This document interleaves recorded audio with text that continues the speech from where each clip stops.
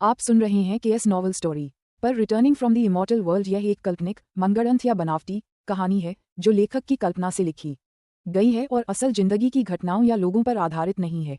इसमें अक्सर ऐसे पात्र, जगहें या घटनाएं होती हैं जो सच नहीं होती और ये लेस देन काल्पनिक, फिक्शनल, इमेजिनरी कहानियों की एक सामान्य विशेषता है। नॉवल अध्याय 41 निर्जीव पर्वत और दूषित जल से उपद्रवी लोग उत्पन्न होते हैं। सिफारिश के लिए मत मांगने वाले। झांग यूंगजिन वास्तव में झांग डेकिन को अपने साथ हो रही बदमाशी के बारे में बताना चाहता था, लेकिन काफी देर तक उसके चेहरे के भाव बदलते रहने के बाद भी उसने कुछ नहीं कहा। यह मामला बेहद शर्मनाक था और वह इसके बारे में बोलने की हिम्मत नहीं कर पा रहा था। झांग यूंगजिन समस्या के समाधान के लिए अपनी बहन की शक्ति पर निर्भर नहीं रहना चाहता था। इसके बजाय वह खुद बदला लेना चाहता था और शर्म को मिटाना चाहता था। बहन, कुछ नहीं हुआ। मैं बहुत तेज गाड़ी चला रहा था और लगभग किसी को टक्कर मार ही दी थी। मैंने अचानक ब्रेक लगाए और मेरा सिर शीशे से टकरा गया। झांग यूंगजिन ने लाल चेहरे के साथ कहा, तुम झूठ बोल रहे हो। तुम्हारे हाथ पर चोट के निशान का क्या? तुम्हारे घुटनों पर धूल का क्या? क्या तुम्हारी किसी से लड़ाई हुई और तुम हार गए और अब तुम ये बताने से डर रहे हो? झांग यूंगजिन को नजरें फेरते देख झांग डेकिन की आंखें ठंडी पड़ गईं और उसने उसे तीखे शब्दों में फटकारा। मैं हालांकि झांग यूंगजिन लंबा और हट्टा कट्टा था, फिर भी उसे अपनी बहन से एक अजीब सा डर लगता था। एक ऐसा डर जो उसकी रग रग में गहराई से बैठा हुआ था और जिसे वह लाख कोशिश करने पर भी दूर नहीं कर सकता था। जैसे ही झांग यूंगजिन कबूल करने ही वाला था, लॉन्ग जेंगलिन और तांग शियू ने दरवाजा खोलकर अंदर प्रवेश किया। लॉन्ग जेंगलियू और उसके समूह को आते देख झांग डेकिन अपनी सीट पर लौट आई और अपने शालीन व्यवहार को फिर से अपना लिया और झांग यूंगजिन सौभाग्य से डांट से बच गया। श्रीमान लॉन्ग, आप हमें यहाँ लाए और फिर हमारी अनदेखी की। क्या आपके ड्रैगन शेफ रेस्टोरेंट में मेहमानों के साथ ऐसा ही व्यवहार होता है? लॉन्ग जेंगलियू के कुछ बोलने से पहले ही झांग डेकिन ने उसे टोक दिया। सुश्री झांग, आप बढ़ा चढ़ाकर बोल रही हैं। आपके अलावा ड्रैगन शेफ रेस्टोरेंट में आज और भी महत्वपूर्ण मेहमान हैं, इसलिए स्वाभाविक रूप से मैं पूरे समय आपके साथ कमरे में नहीं रह सकता। लॉन्ग जेंगलियू ने बेफिक्र होकर मुस्कुराते हुए कहा। इसके अलावा ड्रैगन शेफ रेस्टोरेंट में हमारी सेवा हमेशा से ही बेहतरीन रही है। आपको जो भी चाहिए बस मेज पर लगी घंटी दबा दें और एक वेटर तुरंत आपकी सेवा में हाजिर हो जाएगा। झांग डेकिन के आक्रामक व्यवहार की तुलना में लॉन्ग जेंगलियू के शब्दों और कार्यों में एक विशिष्टता झलकती थी, जिससे लोगों को सहजता और कुछ हद तक शर्मिंदगी महसूस होती थी। झांग डेकिन को लॉन्ग जेंगलियू से इतनी तीखी प्रतिक्रिया की उम्मीद नहीं थी। उसका मन किया कि वह मन ही मन उसे कोस दे, लेकिन लॉन्ग जेंगलियू की बेजोड़ वाक्पटुता को याद करके उसने उससे बहस जारी रखने की हिम्मत नहीं की। इसके बजाय उसने अपनी नजर तांग शियू की ओर घुमाई। हालांकि तांग शियू पर एक नजर डालने के बाद झांग डेकिन उसे दोबारा देखना नहीं चाहता था। तांग शियू का पहनावा बेहद ही फटाफट था। सड़क किनारे मिलने वाली आम चेक वाली कमीज, फीकी जीन्स और ऐसे कैनवस के जूते जिनमें से उंगलियां लगभग बाहर निकली हुई थीं। सिर से लेकर पैर तक उसके पूरे पहनावे की कीमत शायद 100 युआन से ज्यादा नहीं होगी। झांग डेकिन बचपन से ही लाड़ प्यार में पली बड़ी थी और विलासितापूर्ण जीवन की आदी थी। वह इस कहावत पर दृढ़ विश्वास रखती थी कि गरीबों के लिए कुलीन संतान पैदा करना मुश्किल होता है, इसलिए उसके मन में स्वाभाविक रूप से श्रेष्ठता की भावना और गरीब पृष्ठभूमि के लोगों के प्रति अंतर्निहित तिरस्कार का भाव था। श्रीमान लॉन्ग, मुझे आश्चर्य है कि आपने जिस महत्वपूर्ण अतिथि का जिक्र किया है वह कौन है? क्या आप मेरा उनसे परिचय करा सकते हैं? झांग डेकिन ने मुस्कुराते हुए लॉन्ग जेंगलियू और लॉन्ग जेंगलिन के पीछे उत्सुकता से देखते हुए पूछा। काफी समय हो गया है सुश्री झांग, आप तो बिल्कुल विनोदी हो गई हैं। विशिष्ट अतिथि स्वाभाविक रूप से दूर होते हुए भी पास ही हैं। आपने जिया रुइदियाओ को अपनी सहायता के लिए आमंत्रित किया है और हमने भाई तान को हमारी सहायता के लिए आमंत्रित किया है। यदि सुश्री झांग को कोई आपत्ति न हो तो हम अपना दांव शुरू कर सकते हैं। लॉन्ग जेंगलियू ने झांग डेकिन की तांग शियू के प्रति अवमानना को स्पष्ट रूप से देखा और मन ही मन उपहास किए बिना नहीं रह सकी। जब लॉन्ग जेंगलियू ने पहली बार तांग शियू को देखा तो वह थोड़ा निराश हुआ। हालांकि अपने छोटे भाई लॉन्ग जेंगलिन की वजह से लॉन्ग जेंगलियू ने किसी को उसके बाहरी रूप से नहीं आंका। इसके बजाय उसने तांग शियू को ध्यान से देखा, इसीलिए उसने उसे नजरअंदाज नहीं किया। बाद की घटनाओं से भी यह साबित हुआ कि तांग शियू उसकी कल्पना से कहीं अधिक बुद्धिमान था। हालांकि लॉन्ग जेंगलियू को यह नहीं पता था कि तांग शियू और झांग यूंगजिन के बीच क्या हुआ था, लेकिन उसे बिल्कुल भी विश्वास नहीं था कि जब झांग यूंगजिन इतना घबराया हुआ था तो उसने किसी और को तांग शियू समझ लिया होगा। लॉन्ग जेंगलियू ने स्वयं देखा था कि तांग शियू को देखते ही हु वांजुन और जू रिनफे की आंखों में अपराध बोध की झलक दिखाई दी। हालांकि उनकी घबराहट क्षणिक थी, लेकिन समझदार लॉन्ग जेंगलियू ने इसे भांप लिया। एक व्यक्ति किसी दूसरे व्यक्ति को पहचानने में गलती कर सकता है, लेकिन क्या 3 लोग एक ही समय में एक ही गलती कर सकते हैं? क्या तुमने उसे मदद के लिए बुलाया? लॉन्ग जेंगलियू की बात सुनकर झांग डेकिन की खूबसूरत आंखें तुरंत चौड़ी हो गईं और उसके गले से एक तीखी आवाज निकल गई। अगर इस बूढ़े आदमी को ठीक से याद है तो शूनकी प्रांत के लोगों में ऐसा कोई व्यक्ति नहीं दिखता। जिया रुइदियाओ ने गहरी आवाज में कहा और तांग शियू को सिर से पैर तक गौर से देखा। श्रीमान लॉन्ग, क्या आप इस बूढ़े आदमी से मजाक कर रहे हैं? सुश्री झांग, मास्टर जिया, मैं आपसे मजाक नहीं कर रहा हूँ। भाई तांग सचमुच हमारे समूह से नहीं है। दरअसल मास्टर जिया द्वारा सुश्री झांग की सहायता करने की घोषणा के बाद समूह में से किसी ने भी मेरी मदद करने की हिम्मत नहीं की। मजबूरी में मुझे समूह के बाहर से किसी से मदद मांगनी पड़ी। लॉन्ग जेंगलियू ने धैर्यपूर्वक समझाया और तांग शियू के आगमन से उत्पन्न प्रभाव से वह काफी प्रसन्न प्रतीत हो रहे थे। लॉन्ग जेंगलियू के कुछ हद तक असहाय और कड़वे शब्दों को सुनकर झांग डेकिन और जिया रुइदियाओ के चेहरों पर अहंकार की एक झलक दिखाई दी और अंततः उन्होंने लॉन्ग जेंगलियू की बातों पर विश्वास कर लिया। श्री लॉन्ग सचमुच अद्भुत हैं, वे आम लोगों में भी छिपी प्रतिभाओं को खोज निकालते हैं। हमें अपनी हीनता पर सचमुच शर्म आती है। झांग डेकिन और जिया रुइदियाओ के कुछ बोलने से पहले ही झांग यूंगजिन की जोरदार हंसी कमरे में गूंज उठी। हालांकि झांग यूंगजिन ने पहले भी तांग शियू को लॉन्ग जेंगलियू और लॉन्ग जेंगलिन के साथ देखा था, लेकिन घबराहट में उसने इस पर ज्यादा ध्यान नहीं दिया था। अब ये जानकर कि तांग शियू को वास्तव में लॉन्ग जिंगयू और लॉन्ग जिंगलिन ने जिया रुईदियाओ के खिलाफ जाने के लिए आमंत्रित किया था, उसे ये पूरी तरह से बेतुका लगा और उसकी निगाहों में लॉन्ग जिंगयू के प्रति उपहास का भाव झलक रहा था। तांग शियू की असली पहचान न जानने के बावजूद झांग युंगजिन को लगभग यकीन था कि तांग शियू एक किसान का बेटा था और संभवतः वह झाइशानपिंग गांव का ही रहने वाला था। एक ऐसे देहाती व्यक्ति का जिया रुईदियाओ जैसे जुए के उस्ताद के साथ जुए के कौशल में प्रतिस्पर्धा करना, क्या यह एक बहुत बड़ा मजाक नहीं था? कितना दिलचस्प है, वाकई बहुत दिलचस्प। हमने तो पहले सोचा था कि मास्टर जिया को आमंत्रित करने के बाद शूनकिंग प्रांत का कोई भी जुआ मास्टर अपना चेहरा दिखाने की हिम्मत नहीं करेगा। हमने कभी सोचा भी नहीं था कि श्री लॉन्ग इतना अपरंपरागत रास्ता अपनाएंगे और वास्तव में बाहरी दायरे के किसी मास्टर को आमंत्रित करेंगे। श्रीमान लॉन्ग, यदि आप हमें झाइशानपिंग देना चाहते हैं तो सीधे सीधे कह दीजिए। मास्टर जिया का जानबूझकर अपमान करने के लिए किसी को क्यों आमंत्रित कर रहे हैं? जैसे ही झांग युंगजिन हंसे, जू रिनफेई और हु वांजुन भी मदद नहीं कर सके लेकिन चिल्लाने लगे। अगर यह कोई लड़ाई होती तो झांग युंगजिन, जू रिनफेई और हु वांजुन तांग शियू से थोड़ा डरते, लेकिन जब जुए के कौशल की बात आती थी तो वे तीनों तांग शियू से बिल्कुल नहीं डरते थे।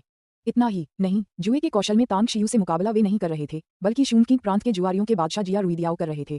तांग शियू द्वारा उन्हें मात दिए जाने के पलों को याद करते हुए तीनों ने घृणा से अपने दांत पीसे। अब जब उन्हें आखिरकार मौका मिल गया था तो स्वाभाविक रूप से वे उसका मजाक उड़ाने से खुद को रोक नहीं पाए। क्या आप सभी श्रीतांग को जानते हैं? झांग डेकिन ने तीनों पुरुषों की असामान्य प्रतिक्रियाओं को देखते हुए संदेह से भरा हुआ पूछा। तभी झांग युंगजिन और बाकी दोनों को एहसास हुआ कि उनकी प्रतिक्रिया अनुचित थी। बड़ी बहन, युंगजिन और वांजुन कल ज़ैशानपिंग गए थे और पहाड़ की चोटी पर हमें एक लड़का मिला। हम उससे कुछ खेल खरीदना चाहते थे, लेकिन उसने हठपूर्वक मना कर दिया और हमसे जोरदार बहस भी करने लगा। इसीलिए जब भी हम उस लड़के को देखते हैं तो हमें गुस्सा आता है। जू रिनफेई जानता था कि वह झांग डेकिन को धोखा नहीं दे सकता, इसलिए उसने आंशिक रूप से सच कबूल कर लिया। बड़ी बहन, ये लड़का मिस्टर की उपाधि के लायक कैसे हो सकता है? जैसा कि कहावत है, गरीब पहाड़ और कठोर जलधाराएं उद्दंड लोगों को जन्म देती हैं। इस लड़के में न तो संस्कृति है, न शिष्टाचार, बस शारीरिक बल है, हु वांजुन ने दांत पीसते हुए कहा और उस घटना को याद किया जब उसकी कार का बोनट तोड़ दिया गया था। झांग युंगजिन भी तांग शियू का मजाक उड़ाना चाहता था, लेकिन जब उसकी नजर तांग शियू की हल्की मुस्कान पर पड़ी तो उसका शरीर सहज रूप से कांप गया और वह एक शब्द भी बोलने की हिम्मत नहीं कर पाया। ठीक है, चूंकि दोनों पक्ष यहाँ हैं तो जुआ शुरू हो सकता है।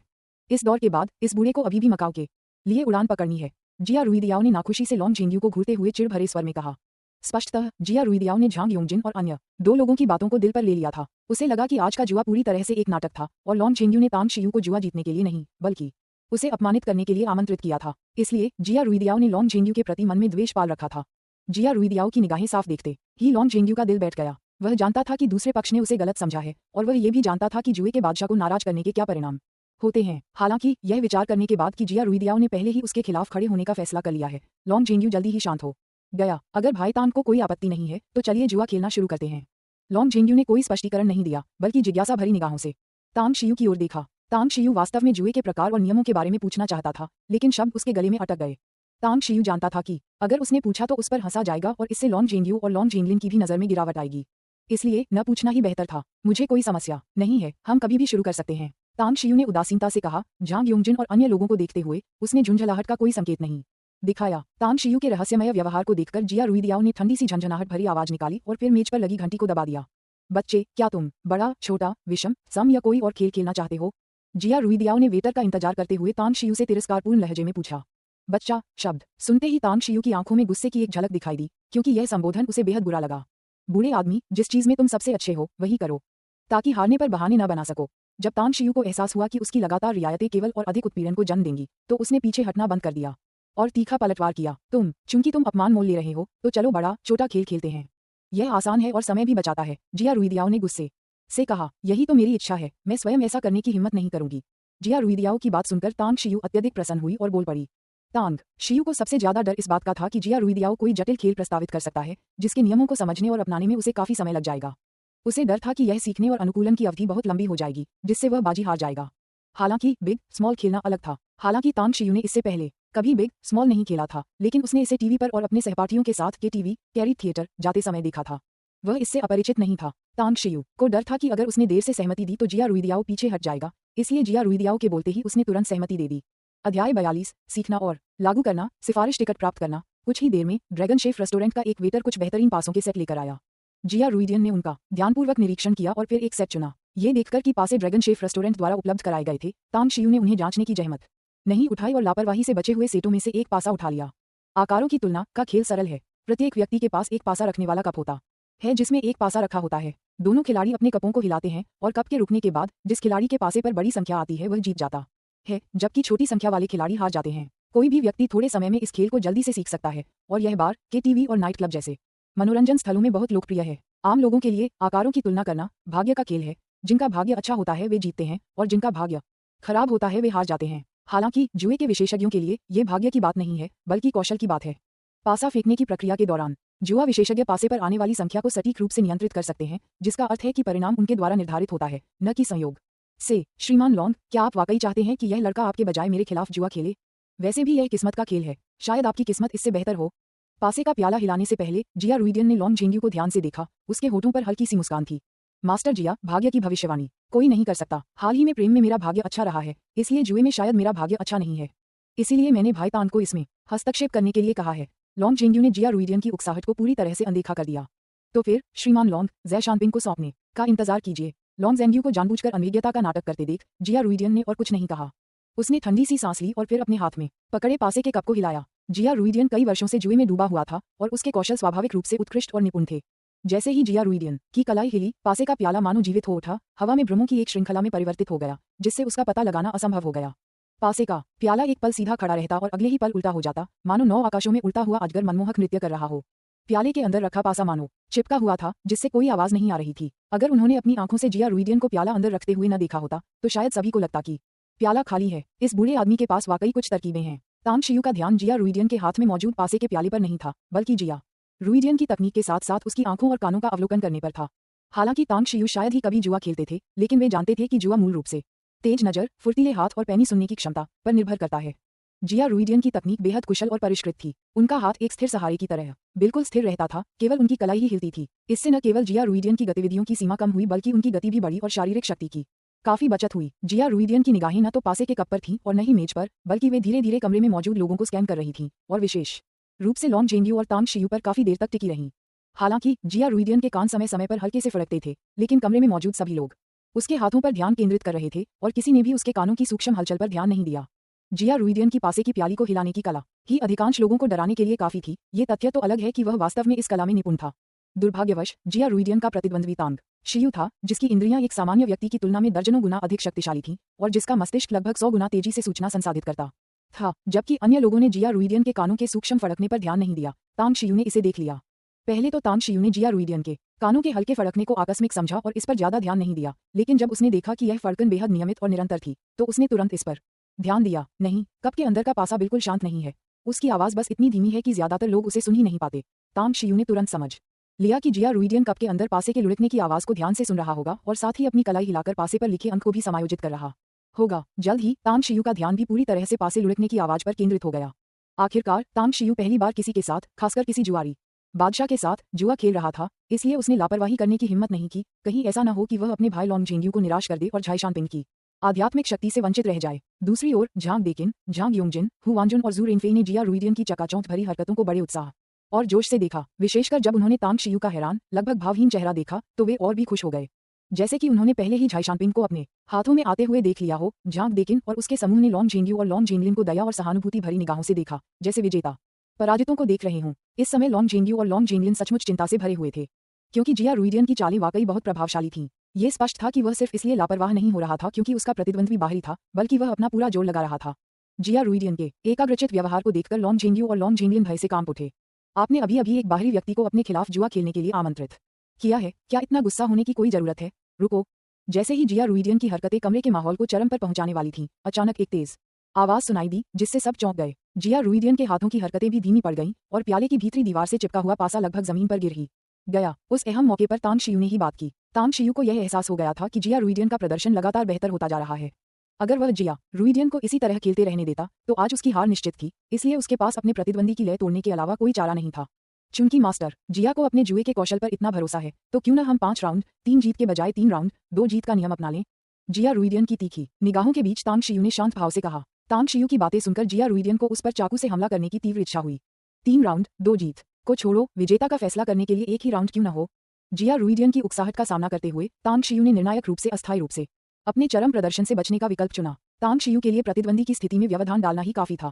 चाहे 5 राउंड में 3 जीत हों या 3 राउंड में 2 जीत, इससे कोई फर्क नहीं पड़ता था। बेशक विजेता का फैसला सिर्फ 1 राउंड में होना बहुत जोखिम भरा था, इसलिए तांग शियू स्वाभाविक रूप से इससे सहमत नहीं हो सके। तो फिर जैसा कि मास्टर जिया ने कहा, चलो इसे जल्दी खत्म करते हैं।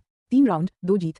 तांग शियू ने कृतज्ञता से भरे चेहरे के साथ मुस्कुराते हुए सहमति जताई। उसे वास्तव में डर है कि उसकी मौत जल्दी नहीं होगी। 5 राउंड और 3 जीत के साथ वह शायद भाग्य के बल पर यह जुआ जीत सकता था, लेकिन उसने वास्तव में 3 राउंड और 2 जीत का प्रस्ताव रखा। मैं उसकी मानसिकता को समझ सकता हूँ। चूंकि मृत्यु अपरिहार्य है, इसलिए वह लंबे समय तक चलने वाले कष्ट से बचने के लिए जल्दी मर जाना ही बेहतर समझता है। ये भी अच्छा है, इससे सबका समय बचता है। मुझे तो इस बच्चे को देखकर ही असहज महसूस हो रहा है। तांग शियू के अचानक बोलने के इरादे को लगभग किसी ने नहीं समझा। सबने सोचा कि वह घबराया हुआ और डरा हुआ है और इस घुटन भरी स्थिति से जल्द निकलना चाहता है, इसीलिए उसने जिया रुइडियन के पासे हिलाने में दखल दिया। जिया रुइडियन ने तांग शियू को तिरस्कार भरी नजरों से देखा और फिर अपने हाथ में पासे का प्याला फिर से हिलाने लगा। हालांकि इस बार जिया रुइडियन को वह सूक्ष्म अनुभूति नहीं मिल पा रही थी जो उसे पहले होती थी। यहाँ तक कि उसके हाथों की हरकतें भी काफी धीमी हो गई थीं, जिससे उसे बेहद असहज महसूस हो रहा था। कुछ सेकंड बाद जिया रुइडियन ने पासे का कप उल्टा करके मेज पर रख दिया और कमरे में मौजूद सभी की निगाहें उस पर टिक गईं। सभी की तनावपूर्ण निगाहों के बीच जिया रुइडियन ने धीरे धीरे उल्टे रखे पासे के कप को उठाया, जिससे पासे पर अंकित संख्या दिखाई दी। वाह, 6 अंक। मास्टर जिया ने छक्का मारा। हम निश्चित रूप से जीतेंगे। मास्टर जिया सचमुच अपनी उपाधि के अनुरूप हैं। वे जो चाहे वह संख्या फेंक सकते हैं। काश मेरे पास मास्टर जिया की कला होती तो लड़कियों को रिझाने का यह एक बेहतरीन हथियार होता। पासे पर संख्या स्पष्ट रूप से देखने के बाद झांग योंगजिन और अन्य 2 लोग आश्चर्य से विस्मयबोध से भर उठे और यहाँ तक कि झांग डेकिन के चेहरे पर भी संतुष्टि भरी मुस्कान दिखाई दी। दूसरी ओर लॉन्ग जेंग्यू और लॉन्ग जेंगलिन के चेहरे बेहद गंभीर हो गए और तांग शियू का चेहरा भी गंभीर हो गया। लॉन्ग जेंग्यू और लॉन्ग जेंगलिन जिया रुइडियन के जुए के कौशल से भयभीत थे, जबकि तांग शियू ने यह उम्मीद नहीं की थी कि जिया रुइडियन प्रतिकूल परिस्थितियों में भी संतोषजनक संख्या प्राप्त करने में सक्षम होगा। बच्चे, क्या तुम सीधे आत्मसमर्पण करने जा रहे हो या अपनी किस्मत आजमाना जारी रखना चाहते हो? जिया रुइडियन ने तांग शियू को चुनौती भरे लहजे में देखते हुए कहा। बूढ़े, तुम मुझे बिना लड़ाई के वश में करना चाहते हो? तुममें ये क्षमता नहीं है।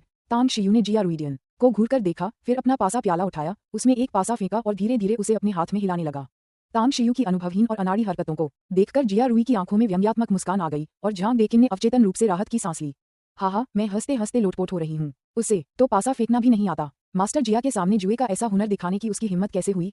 वो सचमुच लू बान के दरवाजे पर अपनी कुल्हाड़ी का प्रदर्शन कर रहा है। इस बच्चे के जुए खेलने के कौशल मुझसे भी बदतर हैं, लेकिन उसकी बेशर्मी मुझसे कहीं अधिक है। मिस्टर लॉन्ग के लिए यह वाकई बहुत मुश्किल है, ऐसे विचित्र व्यक्ति को ढूंढ पाना। आपको शायद शर्मिंदगी न हो, लेकिन हमारे दिल में एक सिहरन सी दौड़ जाती है। तांग शियू के अचानक बोलने के इरादे को लगभग किसी ने नहीं समझा। सबने सोचा कि वह घबराया हुआ और डरा हुआ है और इस घुटन भरी स्थिति से जल्द निकलना चाहता है, इसीलिए उसने जिया रुइडियन के पासे हिलाने में दखल दिया। जिया रुइडियन द्वारा तांग शियू को तिरस्कार भरी नजरों से देखने के बाद उसके हाथ में मौजूद पासे का प्याला फिर से कांपने लगा। हालांकि इस बार जिया रुइडियन को वह सूक्ष्म अनुभूति नहीं मिल पा रही थी जो उसे पहले होती थी। यहाँ तक कि उसके हाथों की हरकतें भी काफी धीमी हो गई थीं, जिससे उसे बेहद असहज महसूस हो रहा था। कुछ सेकंड बाद जिया रुइडियन ने पासे का कप उल्टा करके मेज पर रख दिया और कमरे में मौजूद सभी की निगाहें उस पर टिक गईं। सभी की तनावपूर्ण निगाहों के बीच जिया रुइडियन ने धीरे धीरे उल्टे रखे पासे के कप को उठाया, जिससे पासे पर अंकित संख्या दिखाई दी। वाह, 6 अंक। मास्टर जिया ने छक्का मारा। हम निश्चित रूप से जीतेंगे। मास्टर जिया सचमुच अपनी उपाधि के अनुरूप हैं। वे जो चाहे वह संख्या फेंक सकते हैं। काश मेरे पास मास्टर जिया की कला होती तो लड़कियों को रिझाने का यह एक बेहतरीन हथियार होता। पासे पर संख्या स्पष्ट रूप से देखने के बाद झांग योंगजिन और अन्य 2 लोग आश्चर्य से विस्मयबोध से भर उठे और यहाँ तक कि झांग डेकिन के चेहरे पर भी संतुष्टि भरी मुस्कान दिखाई दी। दूसरी ओर लॉन्ग जेंग्यू और लॉन्ग जेंगलिन के चेहरे बेहद गंभीर हो गए और तांग शियू का चेहरा भी गंभीर हो गया। लॉन्ग जेंग्यू और लॉन्ग जेंगलिन जिया रुइडियन के जुए के कौशल से भयभीत थे, जबकि तांग शियू ने यह उम्मीद नहीं की थी कि जिया रुइडियन प्रतिकूल परिस्थितियों में भी संतोषजनक संख्या प्राप्त करने में सक्षम होगा। बच्चे, क्या तुम सीधे आत्मसमर्पण करने जा रहे हो या अपनी किस्मत आजमाना जारी रखना चाहते हो? जिया रुइडियन ने तांग शियू को चुनौती भरे लहजे में देखते हुए कहा। बूढ़े, तुम मुझे बिना लड़ाई के वश में करना चाहते हो? तुममें ये क्षमता नहीं है। तांग शियू ने जिया रुइडियन को घूरकर देखा, फिर अपना पासा प्याला उठाया, उसमें एक पासा फेंका और धीरे धीरे उसे अपने हाथ में हिलाने लगा। तांग शियू की अनुभवहीन और अनाड़ी हरकतों को देखकर जिया रुई की आंखों में व्यंग्यात्मक मुस्कान आ गई और झांग डेकिन ने अवचेतन रूप से राहत की सांस ली। हाँ, मैं हंसते हंसते लोटपोट हो रही हूँ। उसे तो पासा फेंकना भी नहीं आता। मास्टर जिया के सामने जुए का ऐसा हुनर दिखाने की उसकी हिम्मत कैसे हुई? वो सचमुच लू बान के दरवाजे पर अपनी कुल्हाड़ी का प्रदर्शन कर रहा है। इस बच्चे के जुए खेलने के कौशल मुझसे भी बदतर हैं, लेकिन उसकी बेशर्मी मुझसे कहीं अधिक है। मिस्टर लॉन्ग के लिए यह वाकई बहुत मुश्किल है, ऐसे विचित्र व्यक्ति को ढूंढ पाना। आपको शायद शर्मिंदगी न हो, लेकिन हमारे दिल में एक सिहरन सी दौड़ जाती है। तांग शियू के अचानक बोलने के इरादे को लगभग किसी ने नहीं समझा। सबने सोचा कि वह घबराया हुआ और डरा हुआ है और इस घुटन भरी स्थिति से जल्द निकलना चाहता है, इसीलिए उसने जिया रुइडियन के पासे हिलाने में दखल दिया। जिया रुइडियन द्वारा तांग शियू को तिरस्कार भरी नजरों से देखने के बाद उसके हाथ में मौजूद पासे का प्याला फिर से कांपने लगा। हालांकि इस बार जिया रुइडियन को वह सूक्ष्म अनुभूति नहीं मिल पा रही थी जो उसे पहले होती थी। यहाँ तक कि उसके हाथों की हरकतें भी काफी धीमी हो गई थीं, जिससे उसे बेहद असहज महसूस हो रहा था। कुछ सेकंड बाद जिया रुइडियन ने पासे का कप उल्टा करके मेज पर रख दिया और कमरे में मौजूद सभी की निगाहें उस पर टिक गईं। सभी की तनावपूर्ण निगाहों के बीच जिया रुइडियन ने धीरे धीरे उल्टे रखे पासे के कप को उठाया, जिससे पासे पर अंकित संख्या दिखाई दी। वाह, 6 अंक। मास्टर जिया ने छक्का मारा। हम निश्चित रूप से जीतेंगे। मास्टर जिया सचमुच अपनी उपाधि के अनुरूप हैं। वे जो चाहें वह संख्या फेंक सकते हैं। काश मेरे पास मास्टर जिया की कला होती तो लड़कियों को रिझाने का यह एक बेहतरीन हथियार होता। पासे पर संख्या स्पष्ट रूप से देखने के बाद झांग योंगजिन और अन्य 2 लोग आश्चर्य से, विस्मयबोध से भर उठे और यहाँ तक कि झांग डेकिन के चेहरे पर भी संतुष्टि भरी मुस्कान दिखाई दी। दूसरी ओर लॉन्ग जेंग्यू और लॉन्ग जेंगलिन के चेहरे बेहद गंभीर हो गए और तांग शियू का चेहरा भी गंभीर हो गया। लॉन्ग जेंग्यू और लॉन्ग जेंगलिन जिया रुइडियन के जुए के कौशल से भयभीत थे, जबकि तांग शियू ने यह उम्मीद नहीं की थी कि जिया रुइडियन प्रतिकूल परिस्थितियों में भी संतोषजनक संख्या प्राप्त करने में सक्षम होगा। बच्चे, क्या तुम सीधे आत्मसमर्पण करने जा रहे हो या अपनी किस्मत आजमाना जारी रखना चाहते हो? जिया रुइडियन ने तांग शियू को चुनौती भरे लहजे में देखते हुए कहा। बूढ़े, तुम मुझे बिना लड़ाई के वश में करना चाहते हो? तुममें ये क्षमता नहीं है। तांग शियू ने जिया रुइडियन को घूरकर देखा, फिर अपना पासा प्याला उठाया, उसमें एक पासा फेंका और धीरे धीरे उसे अपने हाथ में हिलाने लगा। तांग शियू की अनुभवहीन और अनाड़ी हरकतों को देखकर जिया रुई की आंखों में व्यंग्यात्मक मुस्कान आ गई और झांग डेकिन ने अवचेतन रूप से राहत की सांस ली। हा, मैं हंसते हंसते लोटपोट हो रही हूँ। उसे तो पासा फेंकना भी नहीं आता। मास्टर जिया के सामने जुए का ऐसा हुनर दिखाने की उसकी हिम्मत कैसे हुई? वो सचमुच लू बान के दरवाजे पर अपनी कुल्हाड़ी का प्रदर्शन कर रहा है। इस बच्चे के जुए खेलने के कौशल मुझसे भी बदतर हैं, लेकिन उसकी बेशर्मी मुझसे कहीं अधिक है। मिस्टर लॉन्ग के लिए यह वाकई बहुत मुश्किल है। ऐसे विचित्र व्यक्ति को ढूंढ पाना। आपको शायद शर्मिंदगी ना हो, लेकिन हमारे दिल में एक सिहरन सी दौड़ जाती है। तांग शियू के अचानक बोलने के इरादे को लगभग किसी ने नहीं समझा। सबने सोचा कि वह घबराया हुआ और डरा हुआ है और इस घुटन भरी स्थिति से जल्द निकलना चाहता है, इसीलिए उसने जिया रुइडियन के पासे हिलाने में दखल दिया।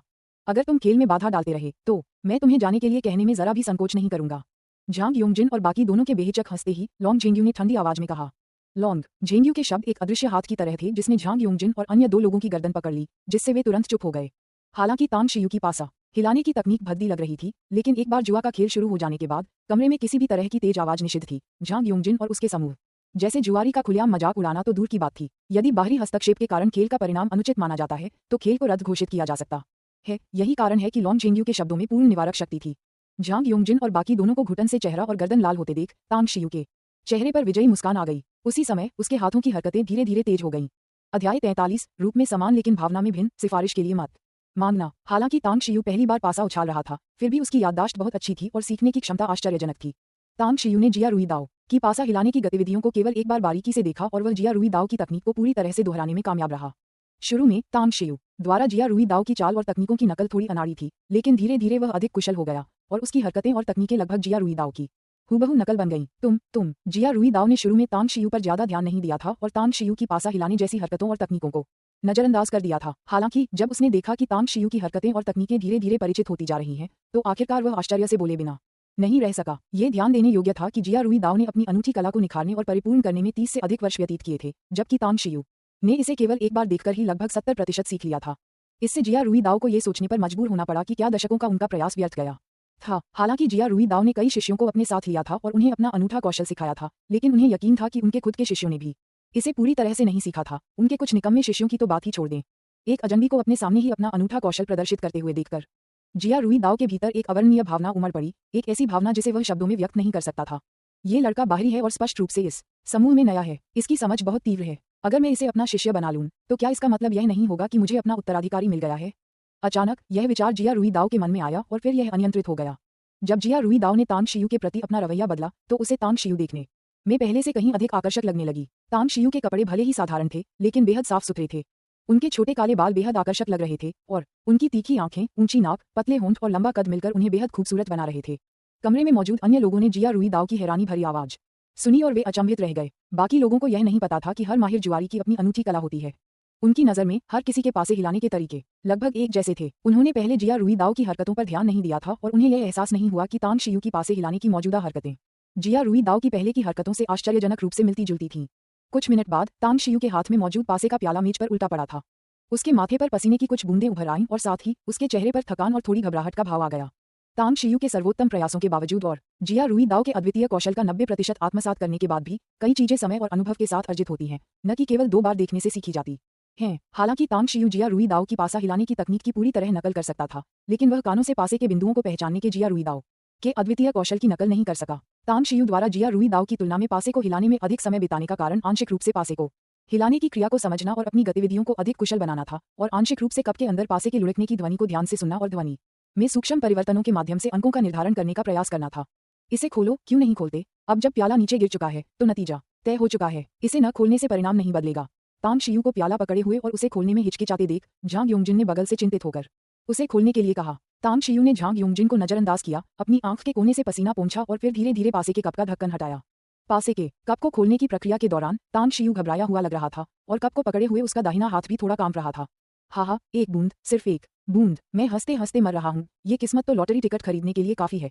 जैसे ही तांग शियू ने पासे का प्याला पूरी तरह से खोला, झांग योंगजिन अपनी हंसी नहीं रोक पाया। जू रिनफेई और हु वांजुन भी उसका मजाक उड़ाने से खुद को रोक नहीं पाए, जबकि झांग डेकिन और जिया रुईदाओ ने अवचेतन रूप से राहत की सांस ली। इससे पहले झांग डेकिन और जिया रुईदाओ को चिंता थी कि तांग शियू एक छिपा हुआ जुआरी उस्ताद है और उनका वर्तमान जुआ अप्रत्याशित हार का कारण बन सकता है। जैसे ही तांग शियू ने पासे का प्याला खोला, उनके सारे संदेह दूर हो गए और आखिरकार उनके मन को शांति मिली।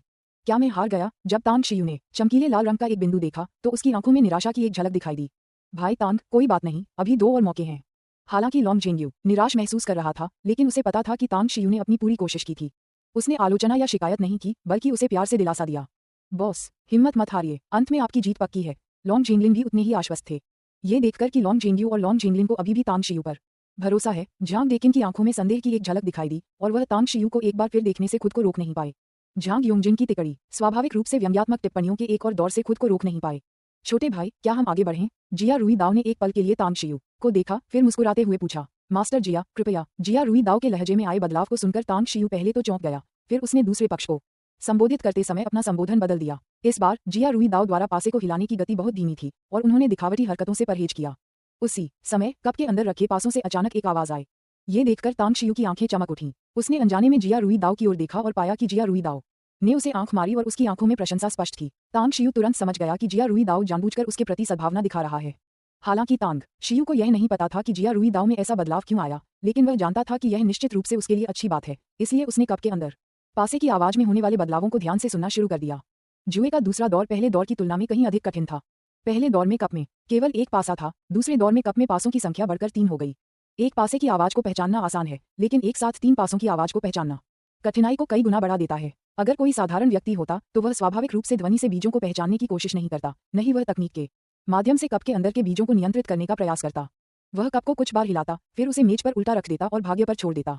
जिया रुईदाओ कोई साधारण व्यक्ति नहीं थे, वे एक पेशेवर जुआरी थे और उनकी पेशेवर नैतिकता उन्हें लापरवाही बरतने की अनुमति नहीं देती थी। इसलिए वे कप के अंदर पासों के लुढ़कने और टकराने की आवाजों को ध्यानपूर्वक सुनते थे, साथ ही अपनी कलाई को हिलाकर पासों के बिंदुओं में होने वाले बदलावों को भी नियंत्रित करते थे। हालांकि इस बार जिया रुईदाओ ने पासे का प्याला तुरंत नीचे नहीं रखा, बल्कि वह तांग शियू के चेहरे के भावों को लगातार देखता रहा। जब जिया रुईदाओ ने तांग शियू के चेहरे पर तनाव कम होते और उसकी आंखों में राहत के भाव देखे, तभी उसने पासे का प्याला नीचे रखा। जिया रुईदाओ द्वारा उल्टे पासे के कप को खोलने के बाद तीनों पासों के अंतिम अंक सामने आए, 5, 5 और 6, जिनका कुल योग 16 अंक था। ये देखकर कि जिया रुईदाओ ने 18 का अंक नहीं दिया, झांग डेकिन के चेहरे पर चिंता की झलक दिखाई दी और यहाँ तक कि झांग योंगजिन की तिकड़ी में भी तनाव का संचार हुआ। हालांकि तांग शियू के जुआ खेलने के शुरुआती कौशल को याद करके वे तुरंत निश्चिंत हो गए। हालांकि मास्टर जिया को अधिकतम अंक नहीं मिले, लेकिन वे इसके बेहद करीब थे। तांग शियू को अंक केवल भाग्य के भरोसे ही मिल सकते थे और भाग्य के सहारे अधिकतम अंक प्राप्त करने की संभावना बहुत कम थी। झांग डेकिन और अन्य लोगों को विश्वास नहीं था कि तांग शियू भाग्य के सहारे अधिकतम अंक प्राप्त कर सकता है। अगर इस बार मास्टर जिया तांग शियू से हार भी जाते हैं तो भी मैच ड्रॉ होगा और विजेता का फैसला करने के लिए तीसरा राउंड होगा। तांग शियू सिर्फ किस्मत के दम पर मास्टर जिया के खिलाफ दोनों राउंड तो नहीं जीत सकते, है ना? जिया रुईदाओ को सिर हिलाकर अभिवादन करने के बाद तांग शियू ने भी पासे का प्याला और पासे उठाए और फिर अपना दूसरा दौर शुरू किया। पहले दौर के अनुकूलन और प्रशिक्षण के माध्यम से तांग शियू की पासा हिलाने की गतिविधियां उल्लेखनीय रूप से अधिक कुशल और तेज हो गईं, इसलिए उन्होंने कप के अंदर पासे की ध्वनि में होने वाले परिवर्तनों को समझने पर अधिक ऊर्जा केंद्रित की। तांग शियू ने पासे के प्याले को सिर्फ 1 मिनट से थोड़ा अधिक समय तक हिलाया और फिर उसे नीचे रख दिया, जिससे कमरे में मौजूद हर कोई स्तब्ध रह गया। बच्चे, तुमने हार तो नहीं मानी है ना? ये याद करते हुए कि जिया रुईदाओ ने पासे का प्याला पूरे 5 मिनट तक हिलाया था, जबकि तांग शियू ने 1 मिनट से भी कम समय में ही खेलना बंद कर दिया था। झांग योंगजिन को स्वाभाविक रूप से नहीं लगा कि तांग शियू के जुए के कौशल जिया रुईदाओ से बेहतर थे, बल्कि उसे लगा कि तांग शियू अब और दिखावा नहीं करना चाहता। मास्टर जिया की ताकत ने उसे पहले ही डरा दिया है, उसके पास हार मानने के अलावा कोई विकल्प नहीं है। बच्चे, अब तुम्हें अपनी औकात पता चल गई है। अगर जुए में तुम्हारा कौशल कमजोर है तो ज्यादा देर तक पासे उछालने से कोई फायदा नहीं होगा। बेहतर यही होगा कि तुम किस्मत पर ही भरोसा करो। इसे जल्दी से निपटा लेना अच्छा है, ताकि हम सबका समय बर्बाद न करें। तांग शियू की हरकतों से जू रिनफेई, हु वांजुन और झांग डेकिन स्तब्ध रह गए, फिर अनजाने में ही उसका मजाक उड़ाने लगे। अगले ही पल कमरे में मौजूद सभी लोगों की आंखें एक साथ चौड़ी हो गईं। झांग डेकिन और झांग योंगजिन भाई बहन शर्म से लाल हो गए और जू रिनफेई, हु वांजुन और जिया रुईदाओ की आंखों में अविश्वास भर गया, क्योंकि जैसे ही तांग शियू ने पासे का प्याला खोला, उसके अंदर रखे पासों के बिंदु सबके सामने स्पष्ट रूप से दिखाई देने लगे। 5, 6, 6, कुल 17 पिप्स, जो जिया रुईदाओ के पिछले 16 पिप्स से ठीक एक अधिक था। हम जीत गए, क्या हम सचमुच जीत गए? हालांकि लॉन्ग जेंग्यू पहले तांग शियू को दिलासा दे रहा था, लेकिन असल में अब उसे तांग शियू से कोई खास उम्मीद नहीं थी। लंबे समय से विकसित शिष्टाचार और परवरिश के कारण ही वह तांग शियू की आलोचना या शिकायत करने के बजाय उसे दिलासा दे रहा था। बॉस, मुझे पता था कि आप कर सकते हैं। भाई, क्या अब आपको मुझ पर विश्वास है? लॉन्ग जैंगलिन के वाक्य का पहला भाग तांग शियू के लिए था, जबकि दूसरा भाग लॉन्ग जैंग्यू के लिए था। इस समय लॉन्ग जैंगलिन एक बच्चे की तरह हाव भाव दिखा रहा था। तांग शियू के सामने रखे पासे पर 17 अंक आने की बार बार पुष्टि करने और यह सुनिश्चित करने के बाद कि वह गलत नहीं था, लॉन्ग जेंग्यू आखिरकार उस अपार सदमे से उबर गया। उसने जोर से मुट्ठी भींची और फिर अपने भाई को गले लगा लिया। खुशी के आंसू उसकी आंखों से बह रहे थे। ज़ैशानपिंग परियोजना लॉन्ग जैंग्यू के लिए अत्यंत महत्वपूर्ण थी। इस कदम का सफल होना सीधे तौर पर उनकी पूरी जीवन योजना को प्रभावित करता था। इसलिए उन्होंने इस परियोजना के लिए अपना सब कुछ झोंक दिया था। लगभग 3 साल इस पर पहले और बाद में भी खर्च किए थे। अगर यह परियोजना अचानक उससे छीन ली जाती तो लॉन्ग जेंग्यू को नहीं पता था कि वह असफलता का सामना कैसे कर पाएगा। यही कारण था कि उसने हर जगह मदद मांगी और अंततः अपने भाई की बात मानकर एक बाहरी व्यक्ति से मदद मांगी। कितनी अच्छी किस्मत है। मुझे नहीं लगता कि तुम अगली बार भी जीत पाओगे। लंबे मौन के बाद झांग योंगजिन ने आखिरकार चिढ़कर कहा। हालांकि इस बार झांग योंगजिन के लहजे में पहले जैसा आत्मविश्वास स्पष्ट रूप से गायब था और किसी और ने भी उनका समर्थन नहीं किया, क्योंकि बाकी लोग अभी भी तांग शियू द्वारा 17 पिप्स रोल करने के सदमे में डूबे हुए थे और पूरी तरह से उबर नहीं पाए थे। अध्याय 44 जुआ खेलने के कौशल में महत्वपूर्ण प्रगति। कृपया इसे प्राप्त करें श्रीमान जिया, कृपया। तांग शियू ने जिया रुईदाई की ओर मुस्कुराते हुए इशारा किया और उन्हें फिर से चुनौती दी। तांग शियू जिया रुईदाई के प्रति कृतज्ञ थे। यदि जिया रुईदाई ने पहले जानबूझकर पासा हिलाते समय गति धीमी न की होती, जिससे कई महत्वपूर्ण विवरण सामने आए, तो तांग शियू निश्चित रूप से इतनी जल्दी पासा हिलाने की असली तकनीक में महारत हासिल नहीं कर पाता। जिया रुईदाई ने एक आड़ू बढ़ाया और तांग शियू ने बदले में एक बेर दिया। दोनों के बीच नजरों का आदान प्रदान पल भर में हुआ। बाहरी लोग उनके रिश्ते में आए सूक्ष्म बदलाव को समझ नहीं पाए। आखिरकार जिया रुईदाई को झांग देकिन ने लॉन्ग किचन रेस्टोरेंट से निपटने के लिए भारी भरकम रकम देकर काम पर रखा था। अगर वह तांग शियू के साथ बहुत करीबी संबंध बना लेता और लॉन्ग किचन रेस्टोरेंट के खिलाफ जीत जाता तो सब ठीक रहता। लेकिन अगर जिया रुईदाई लॉन्ग किचन रेस्टोरेंट से हार जाता तो लोग जरूर इस सौदे में किसी चालबाजी का शक करते। जिया रुईदाई ने तांग शियू को सिर हिलाकर सहमति दी, फिर पासे का प्याला दोबारा उठाया और अपना तीसरा दांव शुरू किया। इस बार जिया रुईदाई ने कप में 5 पासे डाले। जैसे ही पासे का प्याला हिला, जिया रुईदाई की आंखों में एक तेज चमक पौंधी और फिर उसकी कलाई लयबद्ध रूप से फड़कने लगी। एक कुरकुरी सरसराहट की आवाज सुनाई दी, उसके बाद कई धीमी धमकियां सुनाई दी और फिर एक तेज टपकने की आवाज आई। कप में रखे 5 पासे एक दूसरे से क्षण भर के लिए टकराते, फिर एक समान बिंदु पर कप के अंदर गिरते और फिर गिरते हुए फूलों की तरह बिखर जाते। ये ध्वनियां, जो कि अव्यवस्थित होनी चाहिए थीं, आश्चर्यजनक रूप से एक आनंदमय और मधुर संगीत में परिवर्तित हो गईं। तो जुआ इस तरह खेला जा सकता है। जिया रुईदाई से निकलने वाली प्रबल जुझारू भावना को महसूस करते हुए तांग शियू की आंखें चमक उठीं और उसकी निगाहें जिया रुईदाई की ओर तीव्र हो गईं। तांग शियू समझ गया था कि जिया रुईदाई तांग शियू की क्षमता की प्रशंसा करने के कारण पीछे नहीं हट रहा था, बल्कि वह पूरी ताकत से हमला करने के लिए दृढ़ संकल्पित था। यही वह स्थिति थी जिसे देखने के लिए तांग शियू सबसे ज्यादा उत्सुक था, जहां जिया रुईदाई इतने लंबे समय तक बिना किसी चुनौती के रहने के बाद आखिरकार एक प्रतिद्वंद्वी से मिलने को लेकर उत्साहित था, वहीं तांग शियू भी अपनी सीमाओं को चुनौती देना चाहता था और किसी और की रियायत से जीतने के बजाय जुए के असली आनंद का अनुभव करना चाहता था। जिया रुईदाई की कलाई के हिलने से पासे का प्याला हवा में ऐसे ललचा रहा था मानो कोई तितली फूलों के बीच उड़ रही हो। उसकी गति इतनी तेज थी कि नंगी आंखों से उसे देखना असंभव था। सभी को केवल उसके सुंदर घुमाव और जिया रुईदाई के चेहरे पर आत्मविश्वास भरी शांत मुस्कान ही दिखाई दे रही थी। कमरे में मौजूद लोगों को जिया रुईदाई के पास ऐसी अनूठी प्रतिभा होने की उम्मीद बिल्कुल नहीं थी। कमरे में अचानक गूंजने वाली पासे की प्याली जैसी आवाज सुनकर वे सब दंग रह गए। यह एक बहुत ही विचित्र अनुभूति थी, क्योंकि किसी ने कभी कल्पना भी नहीं की थी कि पासे हिलाने की आवाज इतनी मधुर और लयबद्ध हो सकती है। लगभग सभी लोग जिया रुईदाई की हरकतों को ध्यान से देख रहे थे। उसकी कलाई के कांपने के साथ अनजाने में सिर हिला रहे थे। उनके चेहरों पर मधोशी के भाव दिखाई दे रहे थे। जिया रुईदाई की लय और ताल को भंग करने के डर से कमरे में मौजूद लोग जोर से सांस लेने की भी हिम्मत नहीं कर रहे थे। उन्होंने अपनी आंखें चौड़ी कर लीं, अपनी सांस रोक ली और जिया रुईदाई द्वारा उन्हें दिए गए अद्भुत सफर का आनंद बिना हिले डुले लिया। समय का पता ही नहीं चला और एक धीमी सी आवाज ने सबको उनकी तंद्रा से जगा दिया। ऊपर देखने पर उन्होंने पाया कि जिया रुईदाई ने पासे हिलाना समाप्त कर दिया था और पासे का प्याला उल्टा करके मेज पर रख दिया था।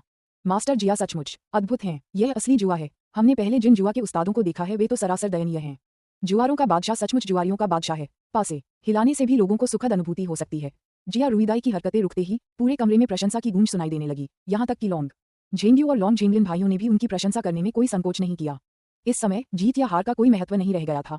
हर कोई जिया रुईदाई के जुए के कौशल से पूरी तरह मंत्रमुग्ध था। सभी की प्रशंसाओं के बीच जिया रुईदाई ने धीरे धीरे पासे के कप का ढक्कन हटाया, जिससे अंदर रखे पासों के बिंदु दिखाई देने लगे। पूरे अंक, हम निश्चित रूप से जीतेंगे। मास्टर जिया से जैसी उम्मीद थी, उनके मूव्स बेहद शानदार हैं और वे पॉइंट्स को बहुत अच्छे से कंट्रोल करते हैं। मैं उनसे बहुत प्रभावित हूँ। ये बहुत दुख की बात है कि मास्टर जिया अब शिष्यों को लेने के इच्छुक नहीं है, अन्यथा मैं निश्चित रूप से उनका प्रशिक्षु बन जाता। जब पासे के अंक सामने आए तो झांग योंगजिन, जू रिनफेई और हु वांजुन खुद को रोक नहीं पाए और फिर से खुशी से चिल्ला उठे। उनके चेहरे उत्साह से लाल हो गए और वे बच्चों की तरह नाचने लगे। झांग देकिन ने भी मनमोहक मुस्कान दिखाई। उसने अपने सामने बैठे लॉन्ग जेंग्यू और लॉन्ग जेंगलिन भाइयों को देखा। उसकी आंखों में दया और सहानुभूति की झलक दिखाई दी। हालांकि लॉन्ग जेंग्यू और लॉन्ग जेंगलिन जिया रुईदाई के जुए के कौशल की प्रशंसा करते थे, लेकिन जब पासे के अंक सामने आए तो वे नुकसान और बेचैनी की भावना से खुद को रोक नहीं पाए। विशेष रूप से लॉन्ग झेंग्यू। जैसे ही परिणाम सामने आया उसका शरीर डगमगा गया और वह लगभग लड़खड़ा गया। भाई तांग, आपने अपना सर्वश्रेष्ठ प्रदर्शन किया। कोई बात नहीं, हम हार भी सकते हैं। तांग शियू के चिंतित चेहरे को देखकर लॉन्ग झेंग्यू ने उसके कंधे पर हाथ रखकर उसे धीरे से सांत्वना दी। ये कैसे हाव भाव हैं? मैंने अभी तक अपनी चाल भी नहीं चली है और आप पहले से ही दांव का नतीजा तय मान रहे हैं। कमरे का माहौल कुछ अजीब सा महसूस करते हुए तांग शियू जोर से चिल्लाई। सभी की हैरानी भरी या तिरस्कारपूर्ण निगाहों के बीच तांग शियू ने पासे का प्याला उठाया, उसमें 5 पासे रखे और उसे हिलाना शुरू कर दिया।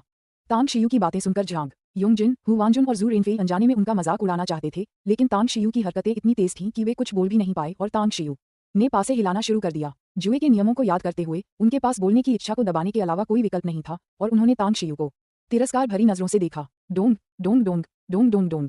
अगर जिया रुईदाई के पासे हिलाने की आवाज एक आनंददायक सिम्फनी थी जो कानों को सुकून देती थी, तो तांग शियू के पासे हिलाने की आवाज युद्ध के ढोल की भारी थाप थी जो लगभग दम घुटने वाली थी।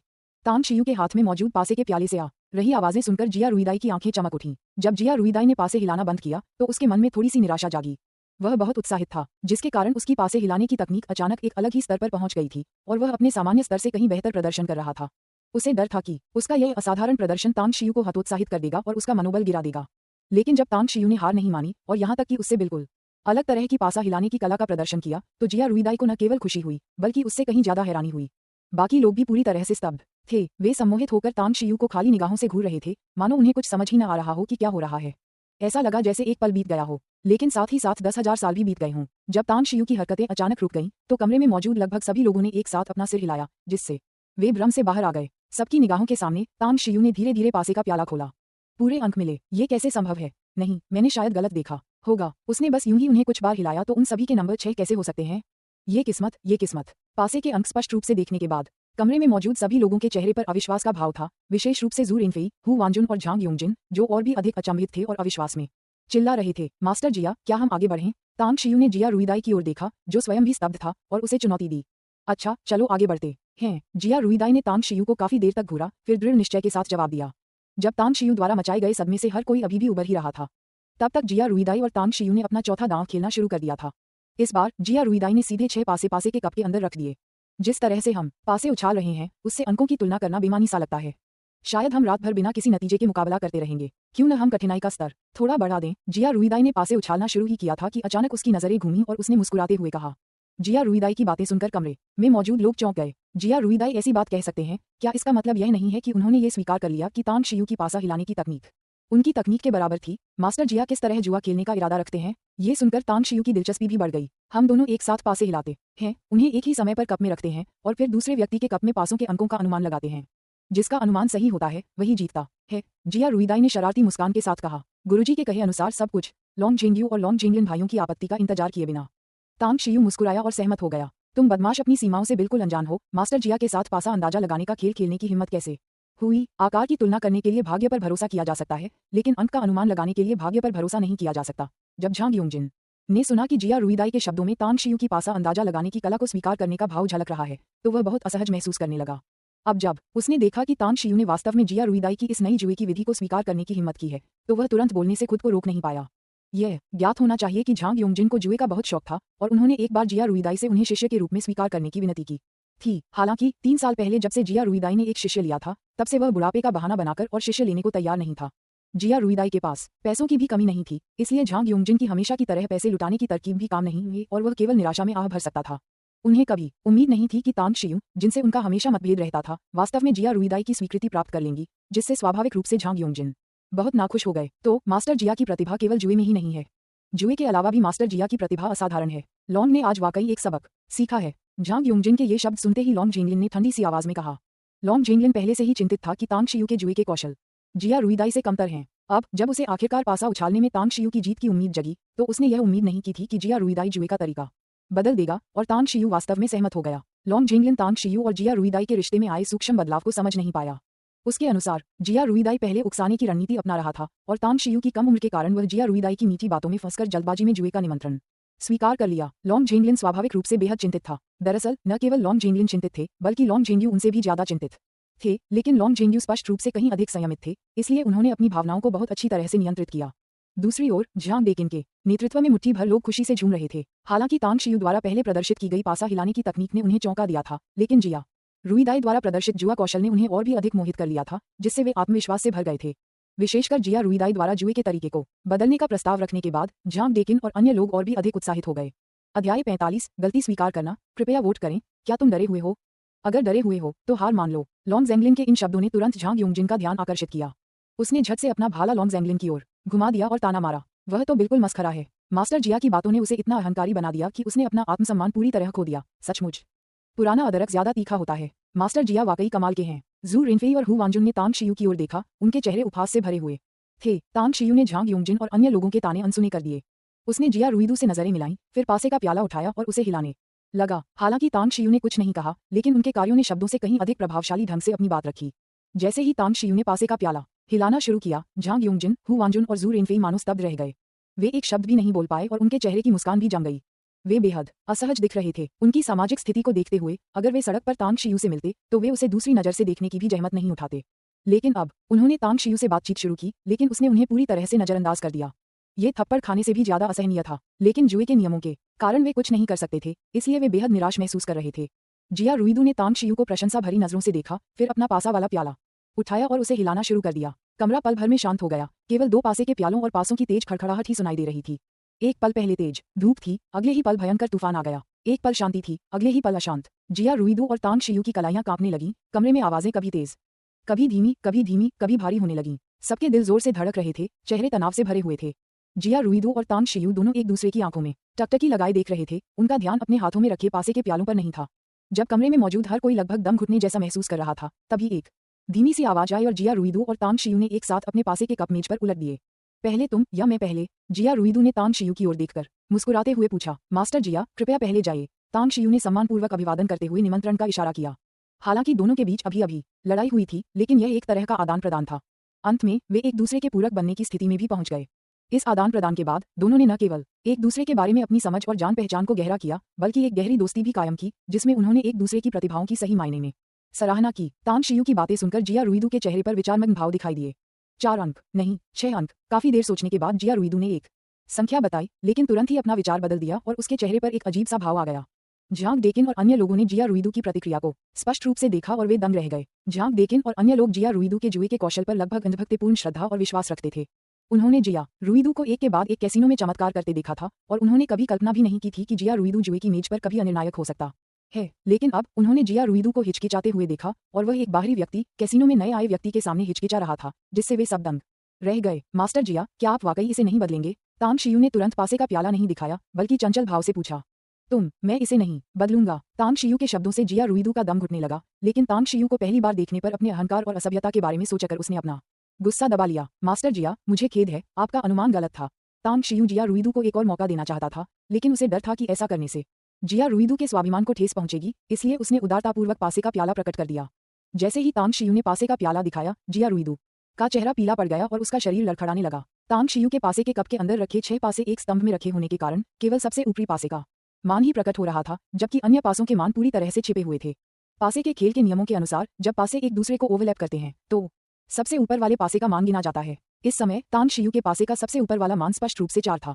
दूसरे शब्दों में कहें तो जब जिया रुईदू ने अभी अभी संख्या का अनुमान लगाया तो उसने पहली बार में सही अनुमान लगाया, लेकिन दूसरी बार में गलत अनुमान लगाया और वह हठपूर्वक गलत उत्तर पर अड़ा रहा। मैं कई सालों से कैसीनो में हूँ और शुरुआती सालों को छोड़कर जब मैं सीख रहा था, पिछले 10 सालों में शून्य प्रांत में मेरा किसी से कोई मुकाबला नहीं हुआ। आज मुझे सचमुच समझ आया कि युवा पीढ़ी कितनी ताकतवर होती है। जिया रुईदू ने तांग शियू को काफी देर तक देखा, फिर मुड़कर चला गया।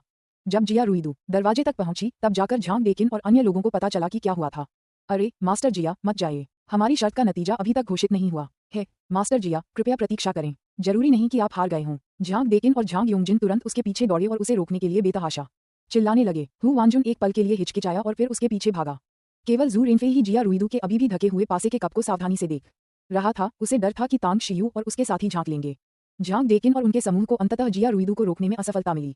दरअसल जिस क्षण जिया रुईदू मुड़कर चला गया, झांग डेकिन को पता चल गया कि वह उसे रोक नहीं सकती, क्योंकि जिया रुईदू का स्वभाव बेहद जिद्दी था और एक बार जब वह कोई फैसला कर लेता था तो उसे बदलना दूसरों के लिए बहुत मुश्किल होता था। उदास मन से कमरे में लौटते हुए झांग डेकिन और तीनों ने अभी भी ढका हुआ पासे का प्याला देखा। वे एक पल के लिए स्तब्ध रह गए, फिर उनकी आंखें चमक उठीं। क्या अभी भी दांव खत्म नहीं हुआ था? क्या इसका मतलब यह नहीं था कि वे अभी तक हारे नहीं थे? पल भर में झांग डेकिन और अन्य लोगों के चेहरों से निराशा और हताशा गायब हो गई और वे तुरंत उत्साहित हो गए। राष्ट्रपति लॉन्ग, मुझे आश्चर्य है कि क्या आपके द्वारा आमंत्रित ये जुआ विशेषज्ञ पासे के कप के अंदर के अंकों का अनुमान लगा सकता है। झांग डेकिन की निगाहें एक पल के लिए तांग शियू के चेहरे पर टिकीं। फिर उसने व्यंग्य किया। हालांकि झांग डेकिन ने अब परोक्ष रूप से तांग शियू के जुआ खेलने के कौशल को स्वीकार कर लिया था, फिर भी वह मानती थी कि तांग शियू के जुआ खेलने के कौशल जिया रुईदू से बेहतर नहीं हो सकते, इसलिए उसके शब्दों और कार्यों ने उसके प्रति वह सम्मान नहीं दिखाया जिसके वह हकदार था। 3 अंक। झांग डेकिन के ये शब्द सुनते ही तांग शियू ने बिना किसी झिझक के तुरंत जवाब दे दिया। तांग शियू की बातें सुनकर झांग डेकिन गुस्से से भर उठा। झांग डेकिन के इशारे पर जू रिनफेई ने धीरे धीरे पासे का प्याला खोला, जिससे पासे दिखाई देने लगे। तांग शियू ने सभी पासों को एक पंक्ति में व्यवस्थित किया था। इसके विपरीत जिया रुईदू ने पासों को 3 समूहों में विभाजित किया था। प्रत्येक समूह में 2 पासे थे। प्रत्येक पासे को एक के ऊपर एक रखा गया था और केवल सबसे ऊपर वाले पासे पर ही उसका मान अंकित था। बिना किसी अपवाद के इन सभी का मान 1 था। जब कमरे में मौजूद सभी लोगों ने जिया रुईदू के पासे के कप के अंदर के पासे के मान देखे तो वे स्तब्ध रह गए। हम जीत गए, हम जीत गए, भाई देखा, हम जीत गए। लॉन्ग झेंगलिंग ने उत्साह से चिल्लाते हुए सबसे पहले कहा। मैंने तुमसे कहा था कि बॉस कर सकते हैं, अब तुम मेरी बात मानोगे ना? लॉन्ग झेंग्यू भी बेहद खुश था, लेकिन वह उत्साह में बह नहीं गया। इसके बजाय उसने शांत भाव से झांग डेकिन की ओर देखा और धीरे से कहा, अध्यक्ष झांग, मुझे आश्चर्य है कि क्या हमारी शर्त अभी भी कायम है। राष्ट्रपति लॉन्ग, चिंता मत कीजिए। चूंकि आपने शर्त जीत ली है, इसलिए झाइशानपिंग के विकास अधिकार स्वाभाविक रूप से आपके हैं।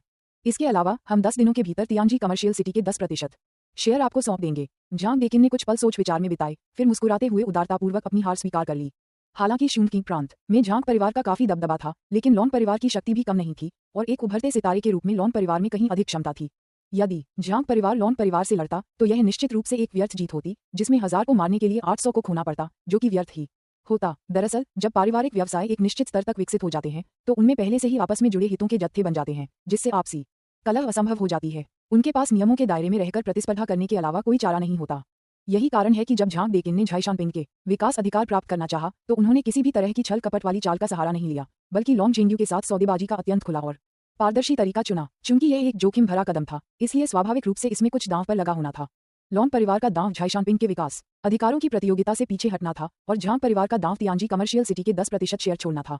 मैं लॉन्ग अपने पिता की ओर से राष्ट्रपति झांग को धन्यवाद देता हूँ। झांग डेकिन के ये शब्द सुनकर लॉन्ग झेंग्यू ने अनजाने में राहत की सांस ली। हालांकि झांग परिवार तियांजी कमर्शियल सिटी का सबसे बड़ा शेयरधारक था, लेकिन उनके पास केवल 35% शेयर थे। बाकी शेयर कई अन्य शेयरधारकों के पास थे। लॉन्ग परिवार ने तियांजी कमर्शियल सिटी को एक खाद्य शहर के रूप में विकसित करने की योजना बनाई थी, लेकिन उस समय उनके पास पर्याप्त धन की कमी थी, इसलिए उन्होंने बहुत अधिक शेयरधारकों को शामिल कर लिया, जिसके कारण लॉन्ग परिवार को मामलों को संभालने में कठिनाई हो रही है और तियांजी कमर्शियल सिटी की समग्र रूपरेखा में देरी हो रही है।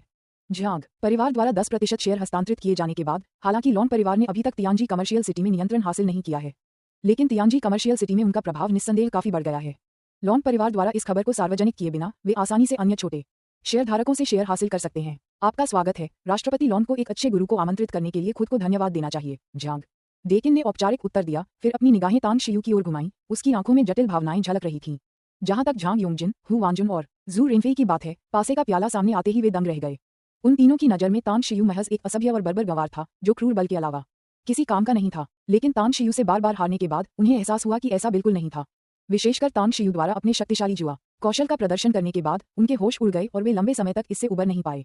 उन तीनों ने मूल रूप से आज के बाद तांग शियू की पहचान की जांच करने और फिर धीरे धीरे उससे निपटने की योजना बनाई थी, लेकिन तांग शियू द्वारा लॉन्ग परिवार को जुए में जीत दिलाने में सफल होने के बाद वे जान गए कि तांग शियू के खिलाफ आसानी से जवाबी कार्रवाई करना उनके लिए असंभव होगा। ऊपरी तौर पर लॉन्ग झेंग्यू भले ही मिलनसार और शांत स्वभाव का दिखता हो, लेकिन झांग योंगजिन, हु वांजुन और जू रिनफेई अच्छी तरह जानते थे कि शूनकिंग प्रांत के पूर्व सरना लॉन्ग झेंग्यू के सामने उनकी कोई हैसियत नहीं थी। इसके अलावा लॉन्ग झेंग्यू वफादारी और ईमानदारी को बहुत महत्व देता था। चूंकि तांग शियू ने लॉन्ग झेंग्यू की इतनी मदद की थी, इसलिए लॉन्ग झेंग्यू चुपचाप खड़े होकर तांग शियू को अपमानित होते हुए नहीं देख सकता था। अध्याय 46 स्वर्गिक महल का निर्माण। कृपया संग्रह करें। झांग डेकिन और उनके समूह को उच्च उम्मीदों के साथ आने वाला लेकिन निराश होकर लौटने वाला कहा जा सकता है। वे शुरू से ही झाइशानपिंग जीतने के लिए दृढ़ संकल्पित थे और वास्तव में जिया रुईदाओ को सेवानिवृत्ति से वापस बुलाने के बाद किसी ने नहीं सोचा था कि झांग डेकिन हार जाएंगे। दूसरों को भी ऐसा नहीं लगता था और झांग डेकिन खुद तो और भी अधिक आश्वस्त थे। पिछले जनमत सर्वेक्षण में झांग परिवार के नेतृत्व वाले गठबंधन को पूर्ण बढ़त हासिल की, जबकि लॉन्ग परिवार निराशा के घेरे में था और हर तरफ विलाप की आवाजें गूंज रही थीं। लेकिन झांग डेकिन ने कभी सपने में भी नहीं सोचा था कि वह इस जुए में हार जाएगा, और वह भी इतने अप्रत्याशित तरीके से। भाई तांग, आपका बहुत बहुत धन्यवाद। अगर आप इस बार न होते तो हमारे लॉन्ग परिवार को बहुत बड़ा नुकसान उठाना पड़ता। झांग डेकिन और उसके साथियों के जाने के बाद लॉन्ग झेंग्यू का शांत और संयमित चेहरा तुरंत गायब हो गया और उसकी जगह उत्साह और बेचैनी ने ले ली। उसने तांग शियू का हाथ पकड़ा और उसे जोर से हिलाया। लॉन्ग झेंग्यू को अचानक अपने सामने चेहरे के भाव बदलते देख तांग शियू के चेहरे की मांसपेशियां तेजी से फड़क उठीं। वह एक पल के लिए इससे थोड़ा असहज महसूस कर रहा था। भाई लॉन्ग, आप बहुत ही विनम्र हैं। सच कहूं तो मैंने मदद करने के लिए इसलिए सहमति दी क्योंकि मुझे आपसे कुछ मांगना है। तांग शियू ने कुछ देर सोचने के बाद धीरे से कहा, अरे ये क्या आपको पता है कि झाइशानपिंग का विकास मूल्य कितना है? क्या आपको तियांजी कमर्शियल सिटी में 10% शेयरों की कीमत पता है? उनकी कीमत करोड़ों में है और कुछ चीजें पैसे से नहीं खरीदी जा सकती।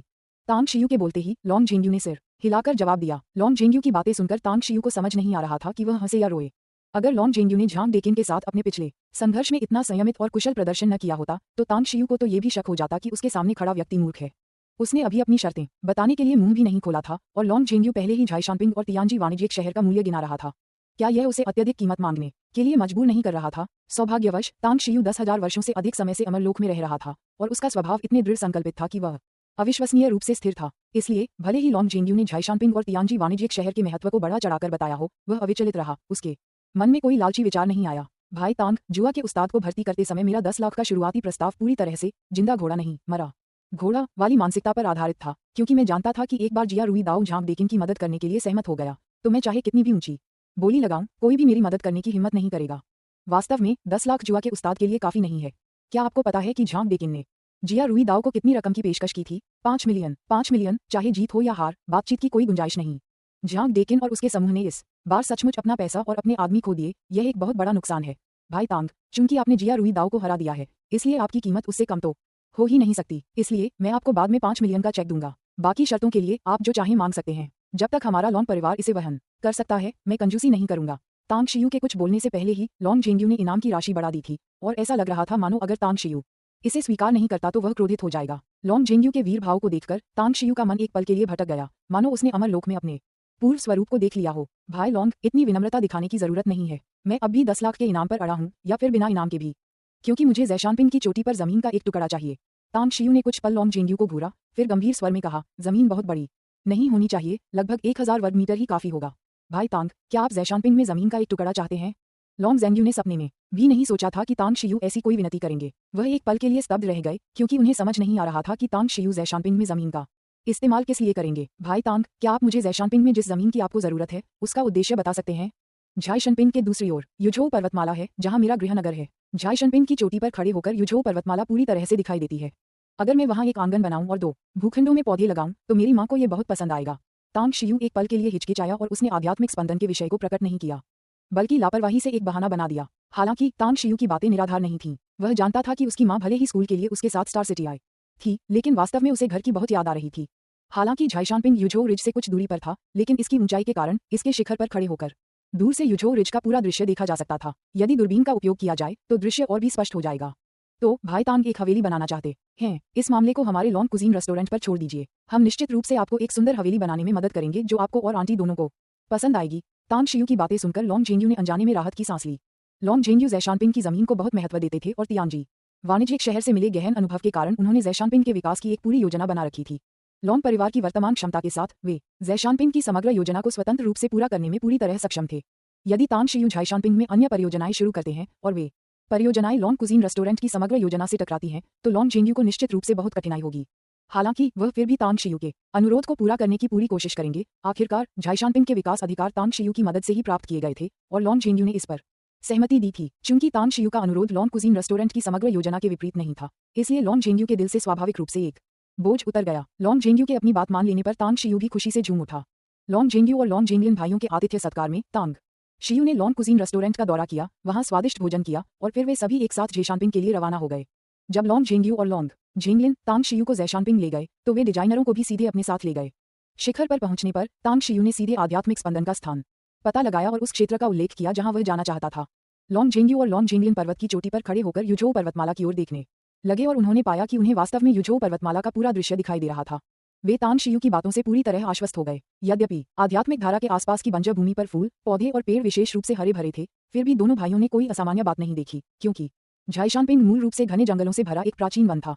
इसलिए आध्यात्मिक धारा के आसपास के फूल, पौधे और पेड़ थोड़े अधिक हरे भरे होने पर भी उन्हें कोई असामान्य बात नहीं लगी। भाई तांग, मैंने ज़ैशानपिंग का 10 से ज्यादा बार सर्वेक्षण किया है, लगभग पूरी तरह से छानबीन की है और मैं इस जगह से कई बार गुजरा हूँ, लेकिन मुझे कभी इस जगह की खूबसूरती का एहसास नहीं हुआ। अब जब आपने इसे चुना है तो मुझे ऐसा क्यों लग रहा है कि यह पहाड़ की सबसे खूबसूरत जगह है? लॉन्ग जेंग्यू ने अपनी नजरें हटाते हुए आधे मजाक और आधे गंभीरता से कहा। यह सुनकर तांग शियू की आंखें सिकुड़ गईं, फिर वह मुस्कुराया और बोला, क्या पूर्वजों ने बहुत पहले यह नहीं कहा था कि जो चीज आपके पास नहीं होती वही सबसे अच्छी होती है? भाई तांग बिल्कुल सही कह रहे हैं, मैं छोटी छोटी बातों पर गुस्सा कर रहा था। तांग शियू की बात सुनकर लॉन्ग जेंग्यू जोर से हंस पड़ा। फिर उसने इस बारे में सोचना बंद कर दिया और डिजाइनरों को जमीन नापने और डिजाइन बनाने का काम शुरू करने को कहा। जब लॉन्ग जेंग्यू ने तांग शियू से पूछा कि वह किस प्रकार का आंगन बनाना चाहता है, तो अमर लोक में स्थित एक पवित्र भूमि की छवि अचानक तांग शियू के मन में कौंध गई।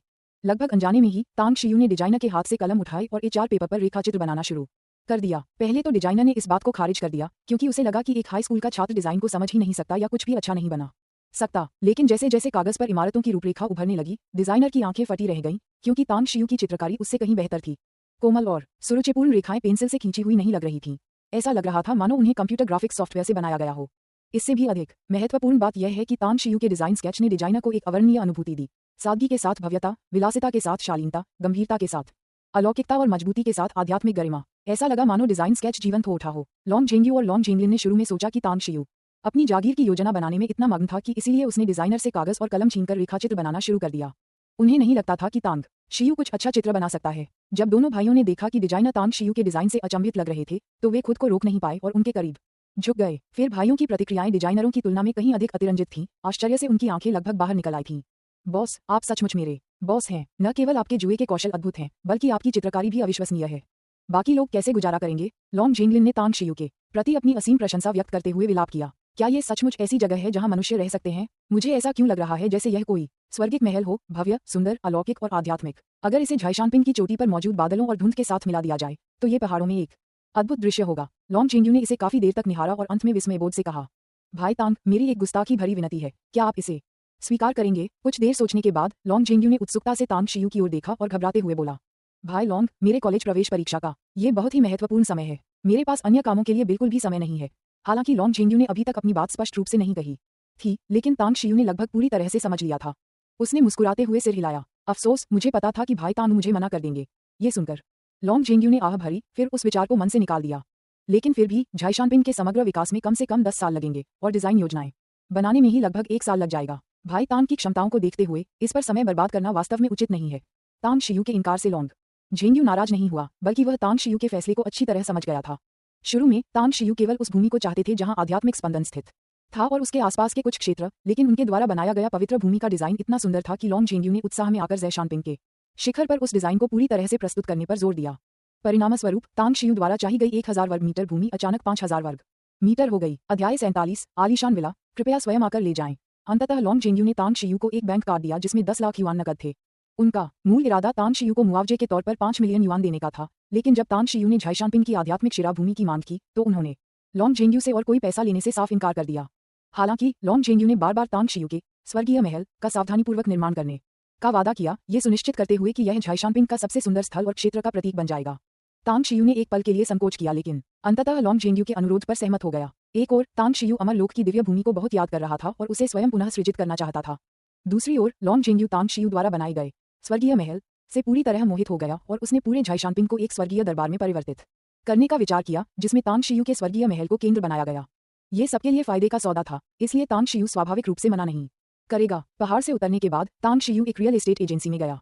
तांग शियू को अपने शरीर को मजबूत बनाने की आवश्यकता थी, जो वह घर पर या जंगल में नहीं कर सकता था। हालांकि झाईशानपिंग एक अच्छा विकल्प था, लेकिन वहां अन्य राक्षसी जीवों की उपस्थिति की प्रबल संभावना थी और तांग शियू एकांत में साधना करते समय उनके हमले का शिकार नहीं होना चाहता था। इसलिए तांग शियू अपने शरीर को मजबूत बनाने की साधना के लिए एक शांत, एकांत जगह की तलाश में था, जहां सुरक्षा व्यवस्था मजबूत हो। जब तांग शियू ने घर के लिए अपनी आवश्यकताओं का वर्णन किया, तो रियल एस्टेट एजेंट ने उसे अजीब नजरों से देखा। श्री तांग, शांत और एकांत इलाके आसानी से मिल जाते हैं, लेकिन आपकी इतनी उच्च सुरक्षा की मांग इसे थोड़ा मुश्किल बना देती है। केवल आलीशान और उच्च स्तरीय इलाके या लग्जरी विला क्षेत्रों में ही इतने कड़े सुरक्षा उपाय होते हैं। आम इलाकों में इतनी अच्छी सुरक्षा संभव नहीं है। ऐसा लगता है कि पूरे स्टार सिटी में केवल एक ही समुदाय है जो आपकी तीनों शर्तों को पूरा करता है, लेकिन वहां का किराया बेहद अधिक है और पहचान सत्यापन भी बहुत सख्त है। रियल एस्टेट एजेंट ने तांग शियू के पहनावे पर एक नजर डाली और हिचकिचाते हुए बोला, सख्त पहचान सत्यापन से आपका क्या मतलब है? एजेंट के परेशान चेहरे को देखकर तांग शियू ने आश्चर्यचकित होकर पूछा, क्योंकि उस समुदाय के निवासी या तो धनी हैं या कुलीन वर्ग के। ऐसा लगता है कि वहां के मकान मालिकों ने एक अलिखित नियम बना रखा है कि आम लोग वहां तब तक नहीं रह सकते जब तक कि उन्हें किसी मौजूदा मकान मालिक द्वारा सिफारिश न मिल जाए। उसके बाद ही बाहरी लोग वहां रहने आ सकते हैं। रियल एस्टेट एजेंट ने कुछ क्षण की झिझक के बाद धीरे से समझाया। एजेंट की व्याख्या सुनकर तांग शियू पूरी तरह से अवाक रह गई। तांग शियू ने एजेंट से बात करना जारी नहीं रखा, बल्कि अपना फोन निकाला और लॉन्ग जेंगलिन का नंबर डायल किया। बॉस, बिछड़े हुए अभी ज्यादा समय नहीं हुआ है और आप मुझे पहले ही याद करने लगे हैं। मुझे पता था आप मुझसे प्यार करते हैं, बॉस। फोन के दूसरी तरफ लॉन्ग जेंगलिन अभी भी झाईशानपिंग को पाने की खुशी में डूबा हुआ था और हंसते हुए तांग शियू को चिढ़ा रहा था। ये सुनकर तांग शियू के दिल में सिहरन दौड़ गई। उसने मन ही मन उसे शाप दिया और फिर पूछा कि क्या वह नानझा कस्बे में किसी मकान मालिक को जानता है तुम नांझा कस्बे में घर किराए पर लेना चाहते हो। अरे तुम्हें पहले ही बता देना चाहिए था। क्या तुम्हें नहीं पता कि नांझा कस्बे का विकास हमारे परिवार ने ही किया था? तांग शियू की बातें सुनकर दूसरी तरफ से लॉन्ग जिंगलिन ने हैरानी से कहा। अगले ही पल फोन पर किसी और ने कहा, भाई तांग, नांझा कस्बे के सारे घर बहुत पहले ही बिक चुके हैं। वैसे तो यहाँ किराए पर घर मिलना मुश्किल है, लेकिन मेरे एक दोस्त ने कई साल पहले नांझा कस्बे में एक घर खरीदा था। मरम्मत करवाने के बाद उसे पता चला कि घर पहाड़ से सटा हुआ है और उसमें रोशनी बहुत कम आती है, इसलिए वह कभी उसमें रहने नहीं गया। अगर आप चाहें तो मैं आपको दे सकता हूँ, या तो इसे मुझे बाजार भाव पर बेच दो या मैं कोई और जगह ढूंढ लूंगा। दोनों में से एक चुन लो। लॉन्ग जिंगयू को लगातार उसे चीजें देने की कोशिश करते देख तांग शियू को सिरदर्द होने लगा और उसने बिना किसी झिझक के मना कर दिया। भाई तांग, मैं आपकी आलोचना नहीं कर रहा हूँ, लेकिन आप कुछ ज्यादा ही गंभीर हैं। भविष्य में आपके कोई दोस्त नहीं बनेंगे। हालांकि वह घर बड़ा है, लेकिन उसमें रोशनी बहुत कम है। वह अच्छे दामों पर नहीं बिकेगा, वरना मेरे दोस्त ने उसे इतने सालों तक खाली छोड़ने के बजाय बहुत पहले ही बेच दिया होता। अगर आप सच में इसे खरीदना चाहते हैं तो 10 लाख युआन ठीक रहेगा। मैं तुरंत किसी को भेजकर आपको चाबियां भिजवा दूंगा। फोन के दूसरी तरफ लॉन्ग जिंगयू ने तांग शियू को बोलने का मौका नहीं दिया और सीधे मामले को अंतिम रूप दे दिया। तांग शियू ने व्यंग्यात्मक मुस्कान के साथ फोन रखते ही देखा कि रियल एस्टेट एजेंट उसे खाली निगाहों से घूर रहा है। वह एक पल रुका और फिर समझ गया कि क्या हो रहा है। एजेंट ने संभवतः लॉन्ग जिंगयू के साथ उसकी बातचीत सुन ली थी। श्रीमान तांग, मुझे खेद है, मुझे नहीं पता था कि आप राष्ट्रपति लॉन्ग के मित्र हैं। कृपया मेरी पिछली गलती को क्षमा करें। एजेंट ने तांग शियू की ओर अजीब सी मुस्कान के साथ देखा और जल्दी से माफी मांग ली। क्या राष्ट्रपति लॉन्ग स्टार सिटी में बहुत प्रसिद्ध हैं? तांग शियू ने काफी हैरानी से पूछा। श्री तांग, स्टार सिटी में 10 लड़कियों में से शायद 9 ही राष्ट्रपति लॉन्ग को जानती होंगी, तो क्या आप नहीं कहेंगे कि वह मशहूर हैं? तांग रोंग ने शर्म से लाल होते हुए कहा। तांग शियू ये देखकर दंगम हो गया। हालांकि लॉन्ग जिंगयू कुछ हद तक आकर्षक था, लेकिन इतना भी नहीं कि आसमान जमीन हिला दे। इसके अलावा लॉन्ग जिंगयू एक व्यवसाय था, कोई सेलिब्रिटी नहीं, तो स्टार सिटी में उसकी इतनी बड़ी प्रतिष्ठा कैसे हो सकती थी? हालांकि तांग शियू ने आगे कुछ नहीं पूछा, बल्कि मुड़कर रियल एस्टेट एजेंसी से निकल गया और उस जगह की ओर चल पड़ा जहां उसने लॉन्ग जिंगयू से मिलने का इंतजाम किया था। कुछ मिनट बाद लॉन्ग जैंगलिन ने खुद चाबियां सौंपी और तांग शियू का पहचान पत्र ले लिया। जब तांग शियू ने बैंक कार्ड लॉन्ग जैंगलिन को दिया तो लॉन्ग जैंगलिन ने उसे लेने से साफ इनकार कर दिया। मालिक, घर की चाबियां होने का मतलब यह नहीं कि आप सीधे नांझा कस्बे में घुस सकते हैं। मेरा सुझाव है कि आप इस 10 लाख रुपये का इस्तेमाल खुद को सिर से पैर तक सजाने संवारने में करें। अगर आप इस तरह कपड़े पहनकर नांझा कस्बे गए तो सुरक्षा गार्ड आपको जरूर रोक लेंगे, लॉन्ग जिंगलिन ने शरारती मुस्कान के साथ कहा और फिर चले गए। तांग शियू मुस्कुराई और उसने लॉन्ग जिंगलिन की बातों को दिल पर नहीं लिया। जैसे ही लॉन्ग जिंगलिन ने पीछे मुड़ा, तांग शियू ने 1 मिलियन नकद वाला बैंक कार्ड लॉन्ग जिंगलिन की जेब में डाल दिया। आधे घंटे बाद तांग शियू नांझा कस्बे के प्रवेश द्वार पर पहुंची। जैसे ही तांग शियू सामुदायिक प्रवेश द्वार पर पहुंचा, लगभग 1 दर्जन सुरक्षा गार्ड उत्साह से भरे चेहरों के साथ आगे बढ़े। सुरक्षा गार्डों के उस समूह को अपनी ओर धमकी भरे अंदाज में बढ़ते देख तांग शियू इतना चौंक गया कि वह घबराकर भागने ही वाला था और उसके चेहरे पर एक बेहद अजीब भाव आ गया। तांग शियू को अपने जिद्दीपन और लॉन्ग जिंगलिन की ठीक से कपड़े पहनने की सलाह न मानने पर कुछ हद तक पछतावा हुआ। शुभ दोपहर श्रीमान तांग, मैं लॉन्ग जुयाओ, नांझा टाउन की प्रॉपर्टी मैनेजर हूँ। आपकी सेवा करना मेरे लिए खुशी की बात है। श्रीमान लॉन्ग ने मुझे आपको यानिंग विला ले जाने के लिए कहा है। कृपया मेरे साथ आइए। समूह का नेतृत्व कर रही लंबी लड़की ने तांग शियू को झुककर प्रणाम किया। उसके चेहरे पर एक प्यारी सी मुस्कान थी और उसने संक्षिप्त अभिवादन किया। लॉन्ग जुयाओ की बातें सुनकर तांग शियू, जो अपनी बात समझाने ही वाला था, स्तब्ध रह गया। तब उसे एहसास हुआ कि लॉन्ग जिंगयू और लॉन्ग जिंगलिन भाइयों ने उसके साथ धोखा किया है। लॉन्ग जिंगयू और लॉन्ग जिंगलिन भाइयों ने उसकी शख्सियत को अच्छी तरह समझ लिया था, क्योंकि वे जानते थे कि वह सजने संवरने में इतना समय और पैसा खर्च नहीं करेगा। इसलिए उन्होंने जानबूझकर ये दृश्य रचा ताकि उसे डरा सकें। कुछ बार मन ही मन उन्हें कोसने के बाद तांग शियू के चेहरे पर एक प्यारी सी मुस्कान आ गई। उसने विनम्रता से धन्यवाद कहा और फिर लॉन्ग जुयाओ और सुरक्षा गार्डों के समूह के पीछे चल दिया। नांझा टाउन समुदाय में प्रवेश करते ही तांग शियू को ऐसा लगा मानो वह किसी दूसरी दुनिया में आ गया हो। बस्ती के अंदर पानी गहरा और शांत बहता था और 100 फूल एक दूसरे से प्रतिस्पर्धा करते हुए खिलते थे, जो बाहर के हलचल भरे और शोरगुल वाले वातावरण से बिल्कुल अलग था। इसके अलावा बस्ती के भीतर हर 3 कदम पर एक मंडप और हर 5 कदम पर एक सुरक्षा चौकी थी। लगभग हर सुरक्षा चौकी पर सुरक्षा गार्ड सैन्य मुद्रा में सावधान मुद्रा में खड़े रहते थे और राहगीरों को मानक सैन्य सलामी देते थे। अगर उसने ये पुष्टि नहीं की होती कि वह एक आलीशान विला क्षेत्र में प्रवेश कर चुका है, तो तांग शियू को लगभग संदेह हो जाता कि वह एक सैन्य परिसर में प्रवेश कर चुका है। असंख्य फूलों की क्यारियों और लॉन से गुजरने के बाद तांग शियू को लॉन्ग जुयाओ द्वारा बस्ती के सबसे अंदरूनी हिस्से में ले जाया गया, जहां उसने एक चट्टान पर चिपका हुआ एक अलग विला देखा। जैसे ही तांग शियू ने विला को देखा, उसे पता चल गया कि उसके साथ धोखा हुआ है।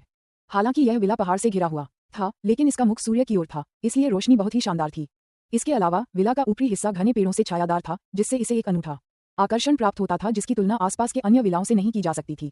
श्रीमान तांग, यह मेरा बिजनेस कार्ड है। अगर आपको किसी चीज की जरूरत हो तो बेझिझक मुझसे संपर्क करें। हमें आशा है कि आपका यहाँ रहना सुखद रहेगा। आपकी सभी सुविधाओं का ध्यान रखना हमारी सबसे बड़ी जिम्मेदारी है। विला को देखकर तांग शियू की प्रतिक्रिया को लॉन्ग जुयाओ ने साफ तौर पर देख लिया था।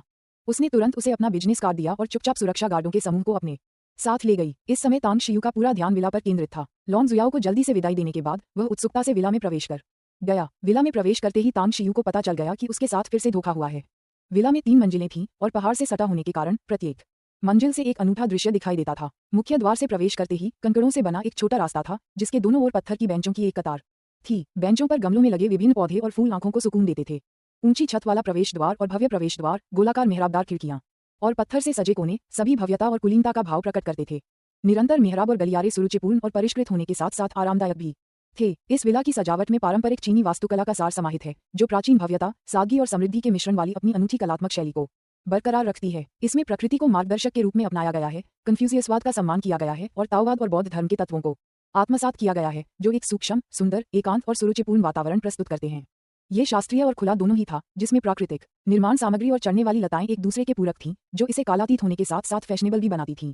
पहली ही नज़र में तांग शियू को इस विला से गहरा प्यार हो गया। विला की कीमत को छोड़ दें तो सिर्फ मरम्मत का खर्च ही लाखों में होगा। अब मैं आपका बहुत बड़ा एहसानमंद हूँ। जब तांग शियू विला की सही कीमत जानने के लिए लॉन्ग जेंग्यू से पूछने ही वाला था कि उसने अपना फोन बंद कर दिया। तांग शियू समझ गया कि लॉन्ग जेंग्यू उससे बच रहा है और अब उसके पास विला लौटाने का कोई रास्ता नहीं था। लगता है मुझे धीरे धीरे इस एहसान को चुकाना होगा। तांग शियू पहले से ही विला लौटाने के लिए अनिच्छुक था और लॉन्ग जेंग्यू का फोन बंद देखकर उसे अब कोई दुविधा नहीं रही। अगर किसी और को अचानक इतनी बड़ी दौलत मिल जाती तो वो यकीनन भयभीत और असमंजस में पड़ जाता। लेकिन तांग शियू अपने पिछले जन्म में अमरलोक के लगभग सबसे धनी व्यक्ति थे और उन्हें पूरा भरोसा था कि वो लॉन्ग परिवार के एहसान का बदला चुका सकते हैं। इसलिए तांग शियू ने लॉन्ग जेंग्यू द्वारा दिए गए विला को शांतिपूर्वक स्वीकार कर लिया। अध्याय 48 तापमान निर्धारण द्रव का सफल शोधन। सिफारिश के लिए कृपया वोट करें। भाई, ये रहा तुम्हारा बैंक कार्ड। ड्रैगन बे रिजॉर्ट में जब लॉन्ग जैंगलिन ने अनजाने में अपनी जेब से एक बैंक कार्ड निकाला तो वह तुरंत अवाक रह गया। फिर उसने कड़वे भाव से वह बैंक कार्ड लॉन्ग जैंग्यू की ओर फेंक दिया। कोई बात नहीं, चूंकि भाई तांग हमारा फायदा नहीं उठाना चाहते, इसलिए हम इसे स्वीकार कर लेंगे। लॉन्ग जेंग्यू ने अपने दिए हुए बैंक कार्ड को देखा और उसके चेहरे पर एक शरारती मुस्कान थी। लॉन्ग जेंग्यू ने तांग शियू को जो विला दिया था वह किसी मित्र द्वारा खरीदा हुआ नहीं था। यह एक अतिरिक्त विला था जिसे उन्होंने अपने लिए रखा था। यह कोई आसानी से बिकने वाली संपत्ति भी नहीं थी, बल्कि नानशान टाउन में स्थित किंग ऑफ व्यूज विला था, जो अब दुर्लभ है और जिसे पैसे से नहीं खरीदा जा सकता। लॉन्ग जेंग्यू ने जानबूझकर यानिंग आंगन को इतना अवांछनीय इसलिए बताया क्योंकि उसे डर था कि अगर तांग शियू को विला की असली कीमत पता चल गई तो वह उसका उपहार ठुकरा देगा। जेंग्यू जेंगलिन, क्या तांग शियू वाकई इतना उत्कृष्ट है? सोफे पर बैठे एक अधेड़ उम्र के व्यक्ति ने अपना अखबार नीचे रखा और संदेह भरी नजरों से पूछा। लॉन्ग हानविन हमेशा से अपने दोनों बेटों को प्रतिभाशाली मानते थे और उन पर बहुत स्नेह लुटाते थे। उन्हें इस दुनिया में अपने बच्चों से अधिक उत्कृष्ट युवा होने का कोई विश्वास ही नहीं था। हालांकि जब लॉन्ग हानविन आज घर लौटे तो उनके दोनों बेटों ने आधे दिन तक उन्हें सवालों के घेरे में रखा और उनकी सारी बातचीत एक अजनबी एक युवक के इर्द गिर्द घूमती रही, जिससे लॉन्ग हानविन बेहद हैरान रह गए। यहाँ तक कि जब लॉन्ग हानविन को पता चला कि तांग शियू ने जुए की मेज पर जिया रुइडियाओ को हरा दिया है, तब भी उन्होंने केवल यही मान लिया कि उनके दोनों बेटों ने जिया रुइडियाओ को जानबूझकर तांग शियू से हराने के लिए कपटपूर्ण तरीकों का इस्तेमाल किया था, न कि यह विश्वास किया कि तांग शियू के पास वास्तव में जिया रुइडियाओ को हराने का जुआ खेलने का कौशल था। दरअसल तांग शियू और जिया रुइडियाओ के बीच जुए के मुकाबले को प्रत्यक्ष रूप से देखे बिना कोई भी यह मानने की हिम्मत नहीं करेगा कि शून्य प्रांत में कोई भी जुए की मेज पर जिया रुइडियाओ को हरा सकता है। भाई, पिताजी की नज़र में हम दोनों को छोड़कर बाकी सब शायद बेवकूफ या दिमागी तौर पर बीमार हैं। बेकार की कोशिशों में समय बर्बाद न करें। अपने पिता की ये बातें सुनकर और उनके चेहरे के हाव भाव देखकर लॉन्ग जैंगलिन जोर से रोने लगा और फिर सीधे ऊपर चला गया। पिताजी, मैं मानता हूँ कि आपके दोनों बेटे बहुत अच्छे हैं, लेकिन आपको ये पता होना चाहिए कि उनसे बेहतर लोग हमेशा मौजूद रहते हैं। इस बार अगर तांग शियू ने मदद न की होती तो आपका बेटा झांक देकिन और अन्य लोगों के हाथों में पड़ जाता। लॉन्ग जेंग्यू ने यह कहकर आराम से अपने बेडरूम में प्रवेश किया। लॉन्ग हानविन अपने दोनों बेटों की दूर जाती हुई आकृतियों को देखता रहा। उसके चेहरे पर एक विचारशील भाव आ गया। नानशान कस्बे में तांग शियू ने आधा घंटा अपने विला को ऊपर से नीचे तक निहारने में बिताया, फिर आसपास टहलने निकल पड़े। जब उन्होंने पाया कि उनका विला अन्य विलाओं से काफी अलग थलग लगभग एकांत में स्थित है तो लॉन्ग जेंग्यू द्वारा दिए गए विला से वे और भी प्रसन्न हुए। विला और उसके आसपास के वातावरण से परिचित होने के बाद तांग शियू फ्रीजर में गया और अजगर का सार रक्त, आंतरिक अंग और उसके मांस का एक हिस्सा निकाला। इसके अलावा उसने झाइशानपिंग में एकत्रित जड़ी बूटियां और खनिज भी निकाल लिए। असंख्य स्रोत शून्य ब्रह्मांड। एकीकरण कला में 3 क्षेत्र समाहित हैं, जिनमें से पहला है तारा प्रधान शरीर। तारा प्रधान शरीर को आगे 9 चरणों में विभाजित किया गया है। ची संवर्धन, त्वचा अनुकूलन, मांस निर्माण, अस्थि रूपांतरण, टेंडन रूपांतरण, मज्जा रूपांतरण, अंग रूपांतरण, रक्त और ची परिसंचरण और मूल निर्माण। तांग शियू वर्तमान में ची साधना के चरण में शारीरिक शक्तिवर्धन कर रहा था, जो असंख्य स्रोत शून्य ब्रह्मांड एकीकरण कला का अभ्यास शुरू करने के बाद उसका पहला शारीरिक शक्तिवर्धन था। इस शारीरिक शक्तिवर्धन औषधि के लिए प्रथम श्रेणी के राक्षसी पशु सार रक्त, प्रथम श्रेणी के राक्षसी पशु आंतरिक अंग, प्रथम श्रेणी के राक्षसी पशु मांस, तारा आत्मा घास, राक्षसी विष लता, नीला मज्जा पत्थर और अन्य सामग्रियों की आवश्यकता थी। राक्षसी जानवर के सार रक्त, आंतरिक अंगों और मांस जितना ताज़ा होगा, औषधीय प्रभाव उतना ही बेहतर होगा। यही कारण था कि अजगर को मारने के बाद तांग शियू 2 महीने बाद कॉलेज प्रवेश परीक्षा के बाद धीरे धीरे अपने शरीर को मजबूत करने की बजाय एकांत में जाकर साधना करने के लिए इतनी उत्सुक थी।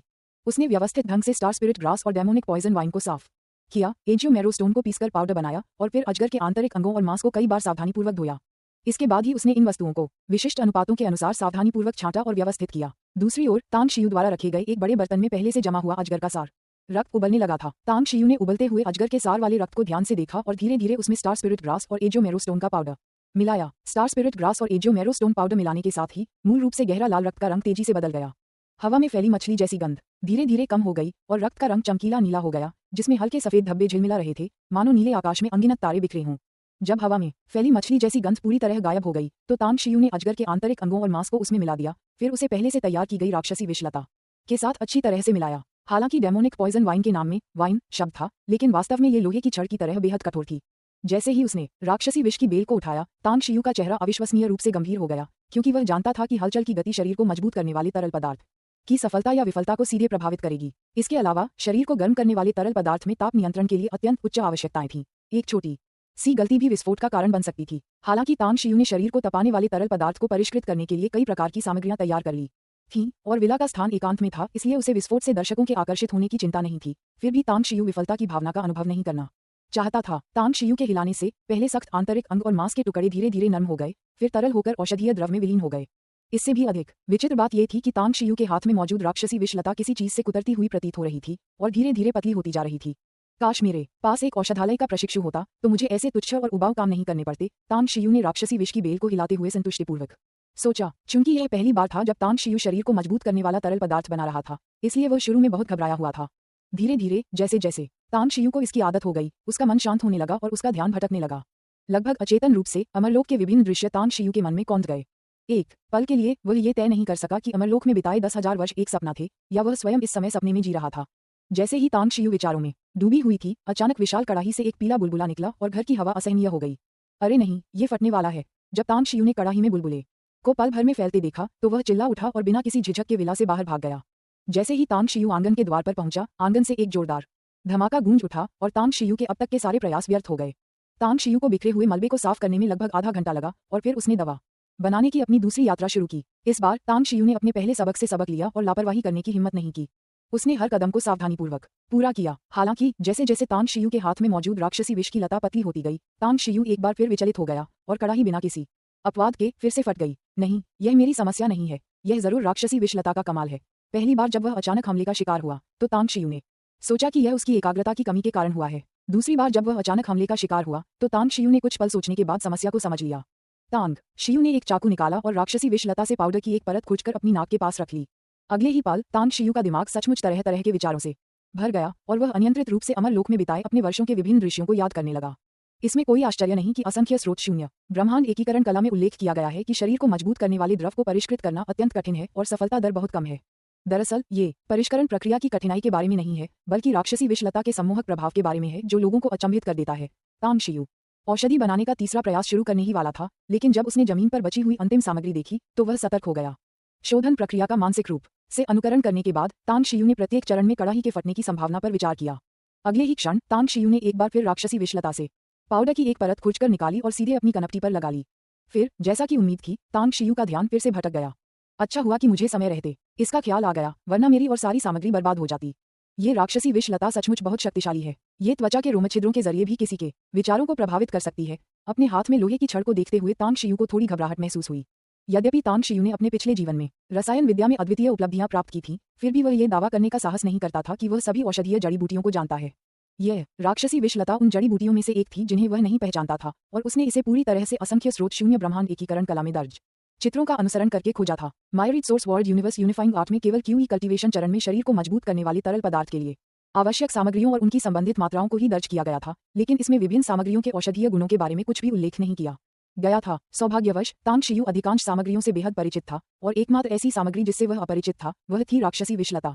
अगर तांग शियू के अलावा कोई और शरीर को तपाने वाले द्रव को परिष्कृत करने का प्रयास करता तो संभवतः वह असमंजस में पड़ जाता और सैकड़ों बार असफल भी हो सकता था, क्योंकि किसी भी एक छोटी सी गलती से शरीर को तपाने वाले द्रव के परिष्करण में विफलता हो सकती थी। तांग शियू भी शरीर को मजबूत करने वाले द्रव को तैयार करने में 100% सफलता की गारंटी नहीं दे सकता था। वह धीरे धीरे ही राक्षसी विषलता के औषधीय गुणों से परिचित हो सकता था, और उन्हें पूरी तरह समझने के बाद ही वह शरीर को मजबूत करने वाले द्रव को तैयार करने में सफलता सुनिश्चित कर सकता था। इसके बाद तांग शियू ने शरीर को तरोताजा करने वाले द्रव को तैयार करने में जल्दबाजी नहीं की। इसके बजाय उन्होंने बार बार राक्षसी विषलता को काटकर उसका अध्ययन किया। 1 घंटे बाद जब तांग शियू ने राक्षसी विषलता के औषधीय गुणों को पूरी तरह से समझ लिया, तब उन्होंने औषधि तैयार करने के लिए कड़ाही को फिर से गर्म करना शुरू किया। रक्त के सार को उबालना, इसमें स्टार स्पिरिट ग्रास और एजियोमेरो स्टोन पाउडर मिलाया गया है। आंतरिक अंगों और मांस को जोड़ना, उत्तेजित करने वाला, अपनी सांस रोके हुए, अपने रोमछिद्रों को बंद करते हुए, अपनी पांचों इंद्रियों की रक्षा करते हुए सब कुछ सुनियोजित तरीके से आगे बढ़ा। समय का पता ही नहीं चला और सब कुछ बहुत धीरे धीरे बीत गया। तांग शियू का दिल पूरी तरह से अधर में लटका हुआ था, अनियमित रूप से फड़फड़ा रहा था और तेजी से धड़क रहा था। अचानक तांग शियू के हाथ में मौजूद राक्षसी विषलता से एक तेज चटकने की आवाज आई, जिससे उसका दिल जोर से धड़कने लगा। लगभग सहज ही उसने अपनी आंखें खोल दी। कड़ाही में रखा हुआ पेय पहले ही चमकीले सुनहरे रंग का हो चुका था और उससे एक ताजगी भरी अनोखी सुगंध निकल रही थी। क्या ये सफल हुआ? उसने कुछ पल के लिए कड़ाही में रखे औषधि को निश्चिंत होकर देखा और जब उसे एहसास हुआ कि जिस विस्फोट का डर था वह हुआ ही नहीं और औषधि का रंग बिल्कुल वैसा ही था जैसा बताया गया था, तो तांग शियू की आंखों में उत्साह की चमक आ गई। तांग शियू ने इस बात पर ध्यान नहीं दिया कि इस समय उसके कपड़े पूरी तरह पसीने से भीगे हुए थे और उसका माथा पसीने की बड़ी बड़ी बूंदों से ढका हुआ था, मानो उसे अभी अभी पानी से बाहर निकाला गया हो। अध्याय 49 ची प्रशिक्षण का शिखर। जल्द ही तांग शियू ने शरीर को मजबूत करने वाले घोल को तैयार करने की सफलता से उबर लिया। उसने पहले से तैयार जैड मज्जा पत्थर का लेप निकाला और उसे अपने पूरे शरीर पर समान रूप से लगा लिया।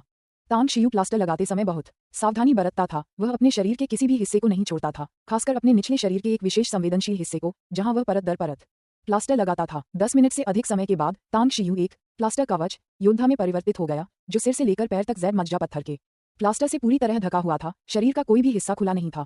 उसी समय उसके पूरे शरीर में एक ताजगी और ठंडक का एहसास फैल गया, जिससे तांग शियू इतना सहज महसूस करने लगा कि वह लगभग जोर से करा उठा। हालांकि अभी भी उबलते हुए बॉडी टेम्परिंग सॉल्यूशन को देखकर तांग शियू की आंखों में थोड़ी सी झिझक और डर झलक उठा। मेरा शरीर सचमुच बहुत नाजुक है। मुझे आश्चर्य है कि क्या ये बॉडी टेम्परिंग सॉल्यूशन के हिंसक परीक्षण को सहन कर पाएगा। सौभाग्य से मेरी आत्मा के पूरी तरह से पुनर्जीवित होने के बाद मैंने अनजाने में ही असंख्य स्रोत शून्य ब्रह्मांड एकीकरण कला का अभ्यास किया, जिससे मेरे शरीर में बहुत सुधार हुआ। अन्यथा मैं सीधे अपनी जान गंवा सकता था। ऐसा लगता है कि मैंने कल रात अजगर के रस का कुछ ज्यादा ही सेवन कर लिया था। जितना ज्यादा औषधीय तत्व उतना ही अधिक औषधीय प्रभाव। जैसे ही तांग शियू कड़ाही में उतरा, उसके मन में अनगिनत विचार कौंध गए। हालांकि तांग शियू जानता था कि वह इस कठिन परीक्षा से बच नहीं सकता, इसलिए उसने अपनी आंखें बंद कर ली, दांत पीस लिए और दृढ़ निश्चय के साथ कड़ाही में कदम रख दिया। एक पैर, दूसरा पैर, उसके शरीर का आधा हिस्सा, उसका पूरा शरीर। जब तांग शियू ने अपना पूरा शरीर औषधीय तरल में डुबोया, तो उसे केवल एक जोरदार दहाड़ सुनाई दी, मानो उसके शरीर में मौजूद अजगर के सार का रक्त अचानक प्रज्वलित हो गया हो और फिर उसके मुंह से एक भयंकर आग निकल पड़ी। जैसे ही तांग शियू ने अपना मुंह खोला, सुनहरे पीले रंग का बॉडी टेम्परिंग सॉल्यूशन उसके गले से नीचे उतरकर उसके पेट में चला गया। नहीं, उफ! अपने मुंह में तेज दर्द महसूस करते हुए तांग शियू सहज रूप से कड़ाही से बाहर कूदना चाहता था। अगले ही पल तांग शियू दंग रह गया, क्योंकि जैड मज्जा पत्थर का प्लास्टर जम चुका था। जब उसने अभी हिलने की कोशिश की, तो उसका शरीर प्लास्टर में जकड़ गया था, जिससे वह हिल डुल नहीं पा रहा था और स्वाभाविक रूप से कड़ाही से बाहर कूद भी नहीं पा रहा था। शांत होने के बाद तांग शियू ने मन ही मन खुद को बधाई दी कि वह कड़ाही से बाहर नहीं कूदा। अगर तांग शियू अभी गलती से कड़ाही से बाहर कूद जाता, तो न केवल उसका कष्ट व्यर्थ जाता, बल्कि उसे शरीर को मजबूत करने वाले घोल को फिर से तैयार करना पड़ता, जो कि आसान काम नहीं था। सबसे महत्वपूर्ण बात यह थी कि शरीर को मजबूत बनाने वाले घोल को तैयार करने के लिए आवश्यक सामग्री लगभग समाप्त हो चुकी थी और तांग शियू के लिए जल्दी में सभी सामग्री जुटाना संभव नहीं था। अगर वह कड़ाही से बाहर कूद जाता, तो उसे पता नहीं होता कि शरीर को मजबूत बनाने के लिए ऊर्जा संघनन चरण तक पहुंचने में कितना समय लगेगा। लगभग खतरे से बाहर निकलने से सबक लेते हुए तांग शियू ने अपनी सतर्कता बढ़ानी शुरू कर दी, अपने मन को शांत किया और फिर कभी लापरवाही करने का साहस नहीं किया। हालांकि तांग शियू के चेहरे पर शांत भाव केवल एक क्षण के लिए ही टिक पाया, इससे पहले कि उसकी चेहरे की मांसपेशियां विकृत होने लगीं और उसके गले से दर्द भरी चीखें निकल पड़ीं।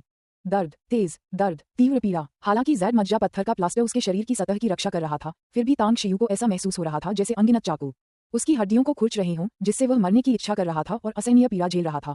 इसके अलावा ये दर्द केवल उसके शरीर की सतह तक ही सीमित नहीं था। तांग शियू के शरीर में अजगर के सार वाले रक्त के कारण उसे ऐसा महसूस हो रहा था मानो उसके भीतर भयंकर आग जल रही हो, जो उसके सभी आंतरिक अंगों को झुलसा रही हो और यहाँ तक कि उसका खून भी उबल रहा हो। तांग शियू अपना ध्यान भटकाना चाहता था, लेकिन उसके शरीर के अंदर और बाहर से लगातार उठ रही दर्द की लहरों के कारण ऐसा करना उसके लिए असंभव था और ऐसी स्थिति में वह असंख्य स्रोत शून्य ब्रह्मांड एकीकरण कला का अभ्यास भी नहीं कर सकता था। सौभाग्य से तांग शियू ने बहुत पहले ही असंख्य स्रोत शून्य ब्रह्मांड एकीकरण कला प्राप्त कर ली थी और उसे इस कला से लगभग जुनून सवार था। अमरलोक में अपने अनंत वर्षों के दौरान उसने असंख्य स्रोत शून्य ब्रह्मांड एकीकरण कला का लगभग निरंतर जाप किया था, इतना अधिक कि इसका अभ्यास करना उसके शरीर की सहज प्रवृत्ति बन गई थी, जिसके लिए उसे किसी सचेत नियंत्रण की आवश्यकता नहीं थी। दिव्य जाति और दानव जाति दोनों द्वारा विकसित की जा सकने वाली एक परिपूर्ण दिव्य कला के रूप में असंख्य स्रोत शून्य ब्रह्मांड एकीकरण कला न केवल दिव्य चेतना के लिए एक साधना विधि थी, बल्कि एक प्राचीन और शक्तिशाली शरीर शोधन तकनीक भी थी। असंख्य स्रोत शून्य ब्रह्मांड एकीकरण कला ने शारीरिक गतिविधियों के माध्यम से शरीर के विभिन्न हिस्सों को संयमित और उत्तेजित किया। इन गतिविधियों में गूंदना, चुटकी लेना, मोड़ना, झुकाना, थपथपाना और मरोड़ना शामिल था, जिसने मानव शरीर के सभी हिस्सों, बड़े और छोटे, को सैकड़ों और हजारों बार परिष्कृत और उत्तेजित किया, अंततः एक राक्षसी शरीर का निर्माण किया। बेशक शारीरिक गतिविधियों के माध्यम से शरीर को तरोताजा करने के साथ साथ इसके लिए उपयुक्त श्रेणी के औषधीय उपायों का भी उपयोग किया जाना चाहिए। तांग शियू को अब कुछ राहत मिली कि उसने पहले अपने शारीरिक बल को कमजोर नहीं किया था, जिससे उसे शारीरिक बल के दर्द को सहने का पहले से ही अभ्यास मिल गया था, अन्यथा अगर उसे अचानक इतना दर्द झेलना पड़ता तो शायद वह सीधे कड़ाही में ही बेहोश हो जाता। समय धीरे धीरे बीतता गया। तांग शियू पसीने से भीग गया और उसका दिमाग उलझन में पड़ गया। तांग शियू के शरीर पर लगा जेड पत्थर का प्लास्टर धीरे धीरे पिघलने और उतरने लगा। उबलते औषधीय घोल में भीगने के कारण उसकी त्वचा पके हुए झींगे की तरह लाल हो गई।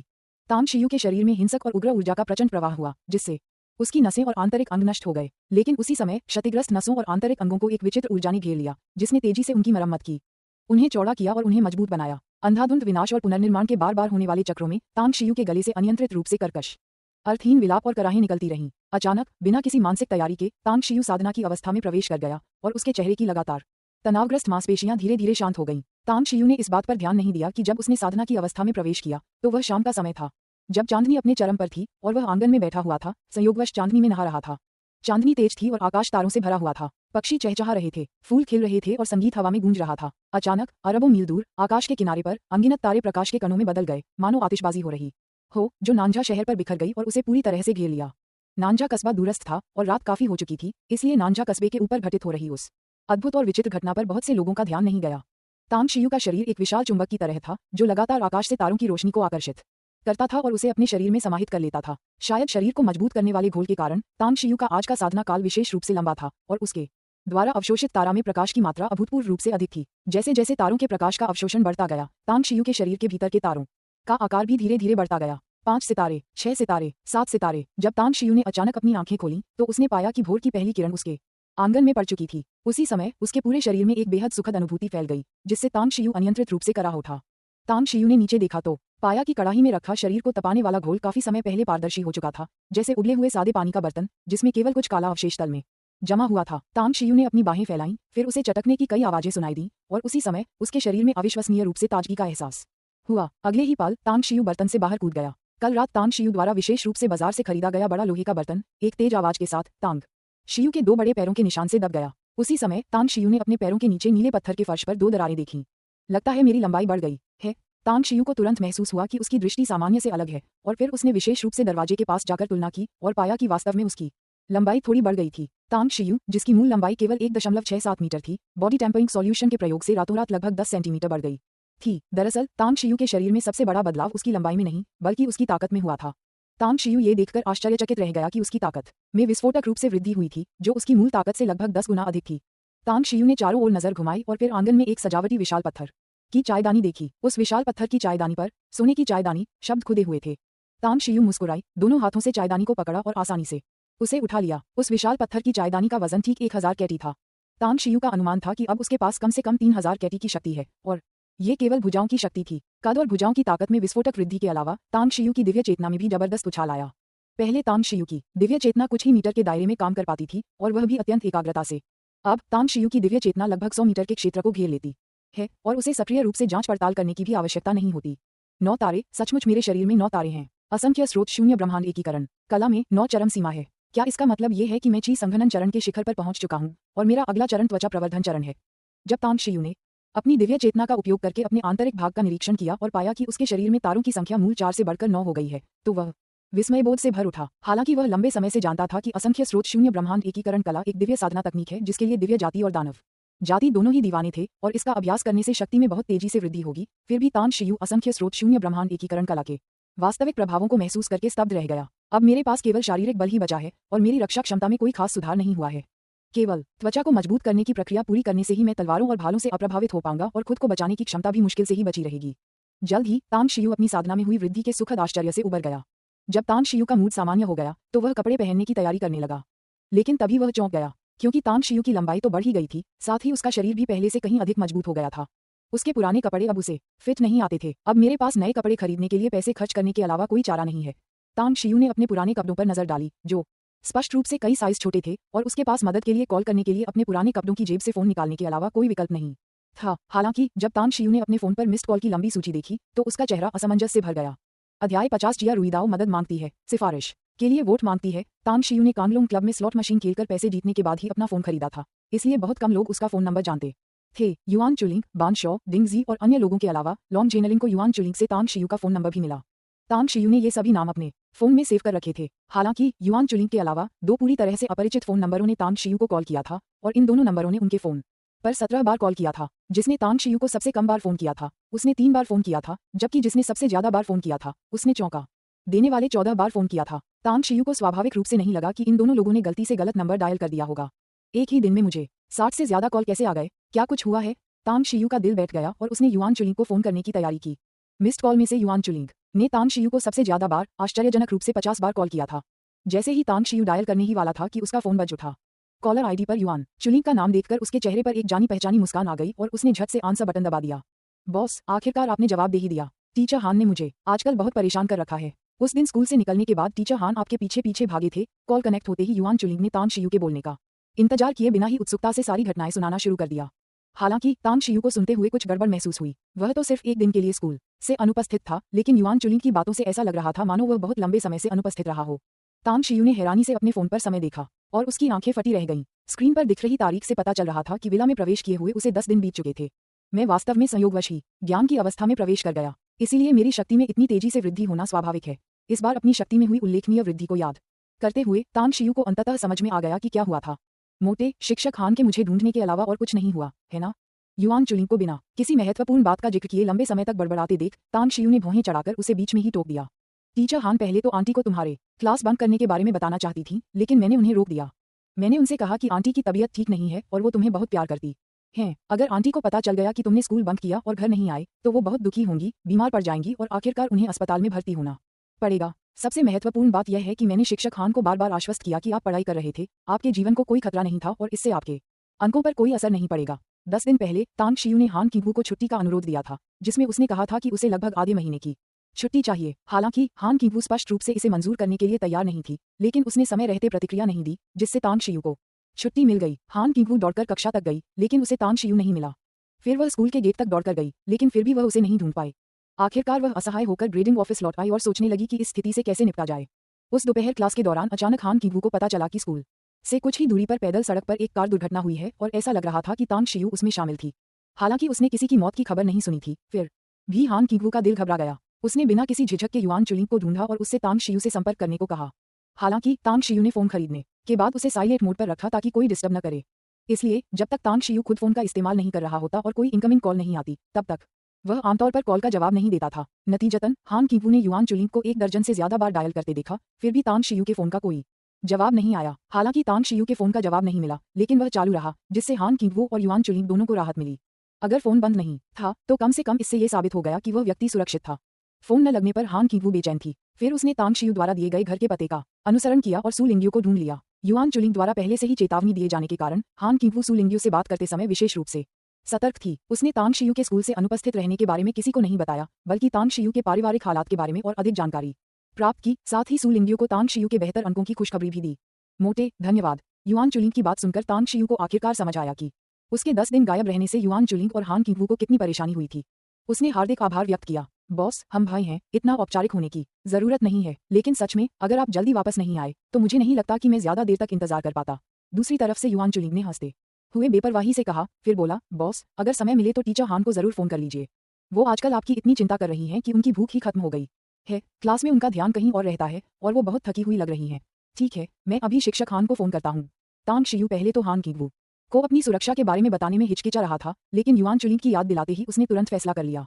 युआन चुलिंग से फोन काटने के बाद तांग शियू ने तुरंत उस नंबर पर डायल किया जिस पर उसके फोन पर 14 बार कॉल आई थी। हालांकि तांग शियू को यह नहीं पता था कि यह किसका नंबर है, लेकिन उसे हल्का सा आभास हुआ कि यह हान किंगवू का ही नंबर होगा। हेलो, आपने पर कॉल किया है। कॉल कनेक्ट होने के बाद जियांगनान की महिलाओं की विशिष्ट, मधुर और सुहावनी आवाज सुनाई दी। हालांकि हान किंगवू की आवाज सुनकर तांग शियू को समझ नहीं आया कि क्या कहे। तांग शियू, क्या तुम हो? तांग शियू, तुम बिना कुछ कहे स्कूल से चली गई और घर भी नहीं लौटी। आखिर कहाँ थी तुम? अगर तुम अपने बारे में नहीं सोचती तो कम से कम अपनी माँ के बारे में तो सोचो। फोन के दूसरी तरफ कुछ देर का सन्नाटा छा गया और फिर हान किंगवू की गुस्से भरी दहाड़ फूट पड़ी। अनजाने में ही उसे अभिवादन करने के बाद हान किंगवू को एहसास हुआ कि दूसरी तरफ कुछ गड़बड़ है। उसने तुरंत फोन नंबर चेक किया और फिर फोन के मालिक की पहचान समझ गई। बेचारे तांग शियू ने घबराहट के मारे पहले फोन को कान से लगाकर सुना था और अब कंपन के कारण उनका कान सुन्न हो गया था।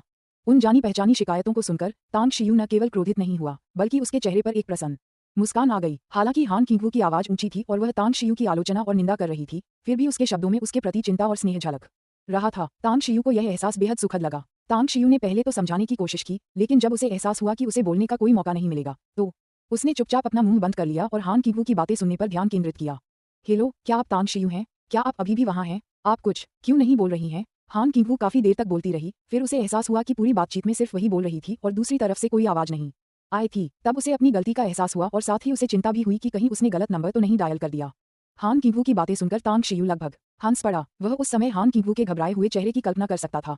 टीचर हान, मैं हूँ। मुझे माफ करना, मैं आजकल पढ़ाई में व्यस्त थी और मेरा फोन साइलेंट मोड पर था और एक तरफ पड़ा था, इसलिए मुझे घंटी सुनाई नहीं दी। तांग शियू ने हान किंगवू का मजाक नहीं उड़ाया, बल्कि धैर्यपूर्वक समझाया, तुम इतने अव्यवस्थित और अनुशासनहीन कैसे हो सकते हो? और तुमने तो अपने शिक्षक को धमकी देने की हिम्मत भी की, कहा कि अगर मैंने तुम्हारी छुट्टी मंजूर नहीं की तो तुम स्कूल बदल लोगे। ये सारी बुरी आदतें तुमने कहाँ से सीखी? तांग शियू की बेपरवाही भरी बात सुनकर हान किंगवू का गला भर आया। वह उसे बुरी तरह डांटने ही वाली थी कि अचानक उसे सू लिंग्यू की कही बात याद आ गई, जो उसने तांग शियू के घर जाकर कही थी, और उसका दिल फिर से नर्म पड़ गया। फोन के दूसरी तरफ हान किंगवू के शब्दों में कोमल और शक्तिहीन स्वर को महसूस करते हुए तांग शियू के दिल के एक नाजुक कोने को अनजाने में छू लिया गया। टीचर हान, गुस्सा मत कीजिए, गुस्सा सेहत के लिए हानिकारक है और इसका कोई फायदा नहीं है। कुछ पल की चुप्पी के बाद तांग शियू ने जानबूझकर चिढ़ाया, तुम सीधे नरक में जाओ। तांग शियू के ये शब्द सुनते ही फोन के दूसरी तरफ अपनी भावनाओं को काबू में रखने की कोशिश कर रही हान किंगवू का गुस्सा फूट पड़ा। उसने फोन पर जोर से चिल्लाते हुए उसे पटक दिया। अब ठीक है। हान किंगवू को सामान्य अवस्था में लौटते देख तांग शियू ने भी राहत की सांस ली और फिर आखिरी नंबर डायल किया। क्षमा कीजिए, क्या आप मास्टर तांग हैं? मेरे स्वामी जुए की मेज पर हैं और फिलहाल फोन का जवाब नहीं दे सकते। हालांकि मेरे स्वामी को जिंगमिन द्वीप पर कुछ परेशानी आ गई है और वे मास्टर तांग से मदद मांगना चाहते हैं। क्या मास्टर तांग आ सकते हैं? यदि मास्टर तांग सहमत होते हैं तो मैं तुरंत उनके लिए टिकट बुक करा दूंगा और हवाई अड्डे से आने जाने की व्यवस्था कर दूंगा। कॉल कनेक्ट होने के बाद, इससे पहले कि तांग शियू दूसरे व्यक्ति की पहचान पूछ पाती, दूसरी तरफ मौजूद व्यक्ति ने आदरपूर्वक तांग शियू का अभिवादन किया और फिर उत्साहपूर्वक पूरी कहानी सुना दी। ये स्पष्ट था कि दूसरा पक्ष तांग शियू के फोन का लंबे समय से इंतजार कर रहा था और उन्हें वास्तव में काफी परेशानी का सामना करना पड़ा था। अन्यथा वे तांग शियू को बोलने का मौका दिए बिना इतनी जल्दी बात नहीं करते। तुम्हारा मालिक कौन है? तांग शियू को संदेह हुआ कि दूसरी तरफ से किसी ने गलत नंबर डायल किया है, लेकिन उसने तुरंत फोन नहीं काटा, बल्कि पूछा, मेरे मालिक का नाम जिया रुईदाओ है। 10 दिन पहले मेरे मालिक ने लोंगचू रेस्तरां में आपके साथ जुआ खेला था। घर लौटने के बाद उन्होंने हम सबको आपके बारे में बताया, इसलिए हम सब आपके बारे में जानते हैं। 3 दिन पहले मेरे मालिक एक मुश्किल में फंस गए हैं। अगर वे इस मुश्किल का हल नहीं निकाल पाए तो वे न सिर्फ सब कुछ खो देंगे, बल्कि उनकी जान को भी खतरा हो सकता है। कृपया मास्टर तांग, मेरे मालिक की मदद कीजिए। दूसरी तरफ से फोन पर थोड़ी देर की चुप्पी छाई रही, फिर उन्होंने मदद के लिए गुहार लगाई। माफ कीजिए, मुझे लगता है आपने गलत व्यक्ति से बात की है। हालांकि मैंने मास्टर जिया के साथ जुआ खेला था, लेकिन मेरी जुआ खेलने की क्षमता मास्टर जिया की क्षमता के 10,000वें हिस्से के बराबर भी नहीं है। अगर मास्टर जिया इसे हल नहीं कर सकते तो मैं आपकी मदद नहीं कर सकता। स्थिति को समझते हुए तांग शियू ने बिना किसी झिझक के फोन काट दिया। हालांकि तांग शियू ने लोंगचू रेस्तरां में जिया रुईदाओ के साथ लेन देन किया था और जुए में उनकी उपलब्धियों की बहुत प्रशंसा की थी, फिर भी उन्हें जिया रुईदाओ के साथ गहरी दोस्ती महसूस नहीं हुई। सबसे महत्वपूर्ण बात यह है कि तांग शियू को जुआ खेलना बिल्कुल पसंद नहीं था और वह इससे सचमुच घृणा करता था। अगर पैसे का दबाव न होता तो तांग शियू कभी भी कांगलोंग क्लब में प्रवेश नहीं करता और न ही वह जिया रुईदाओ के खिलाफ लॉन्ग जेनलिन को जुआ खेलने में मदद करने के लिए सहमत होता।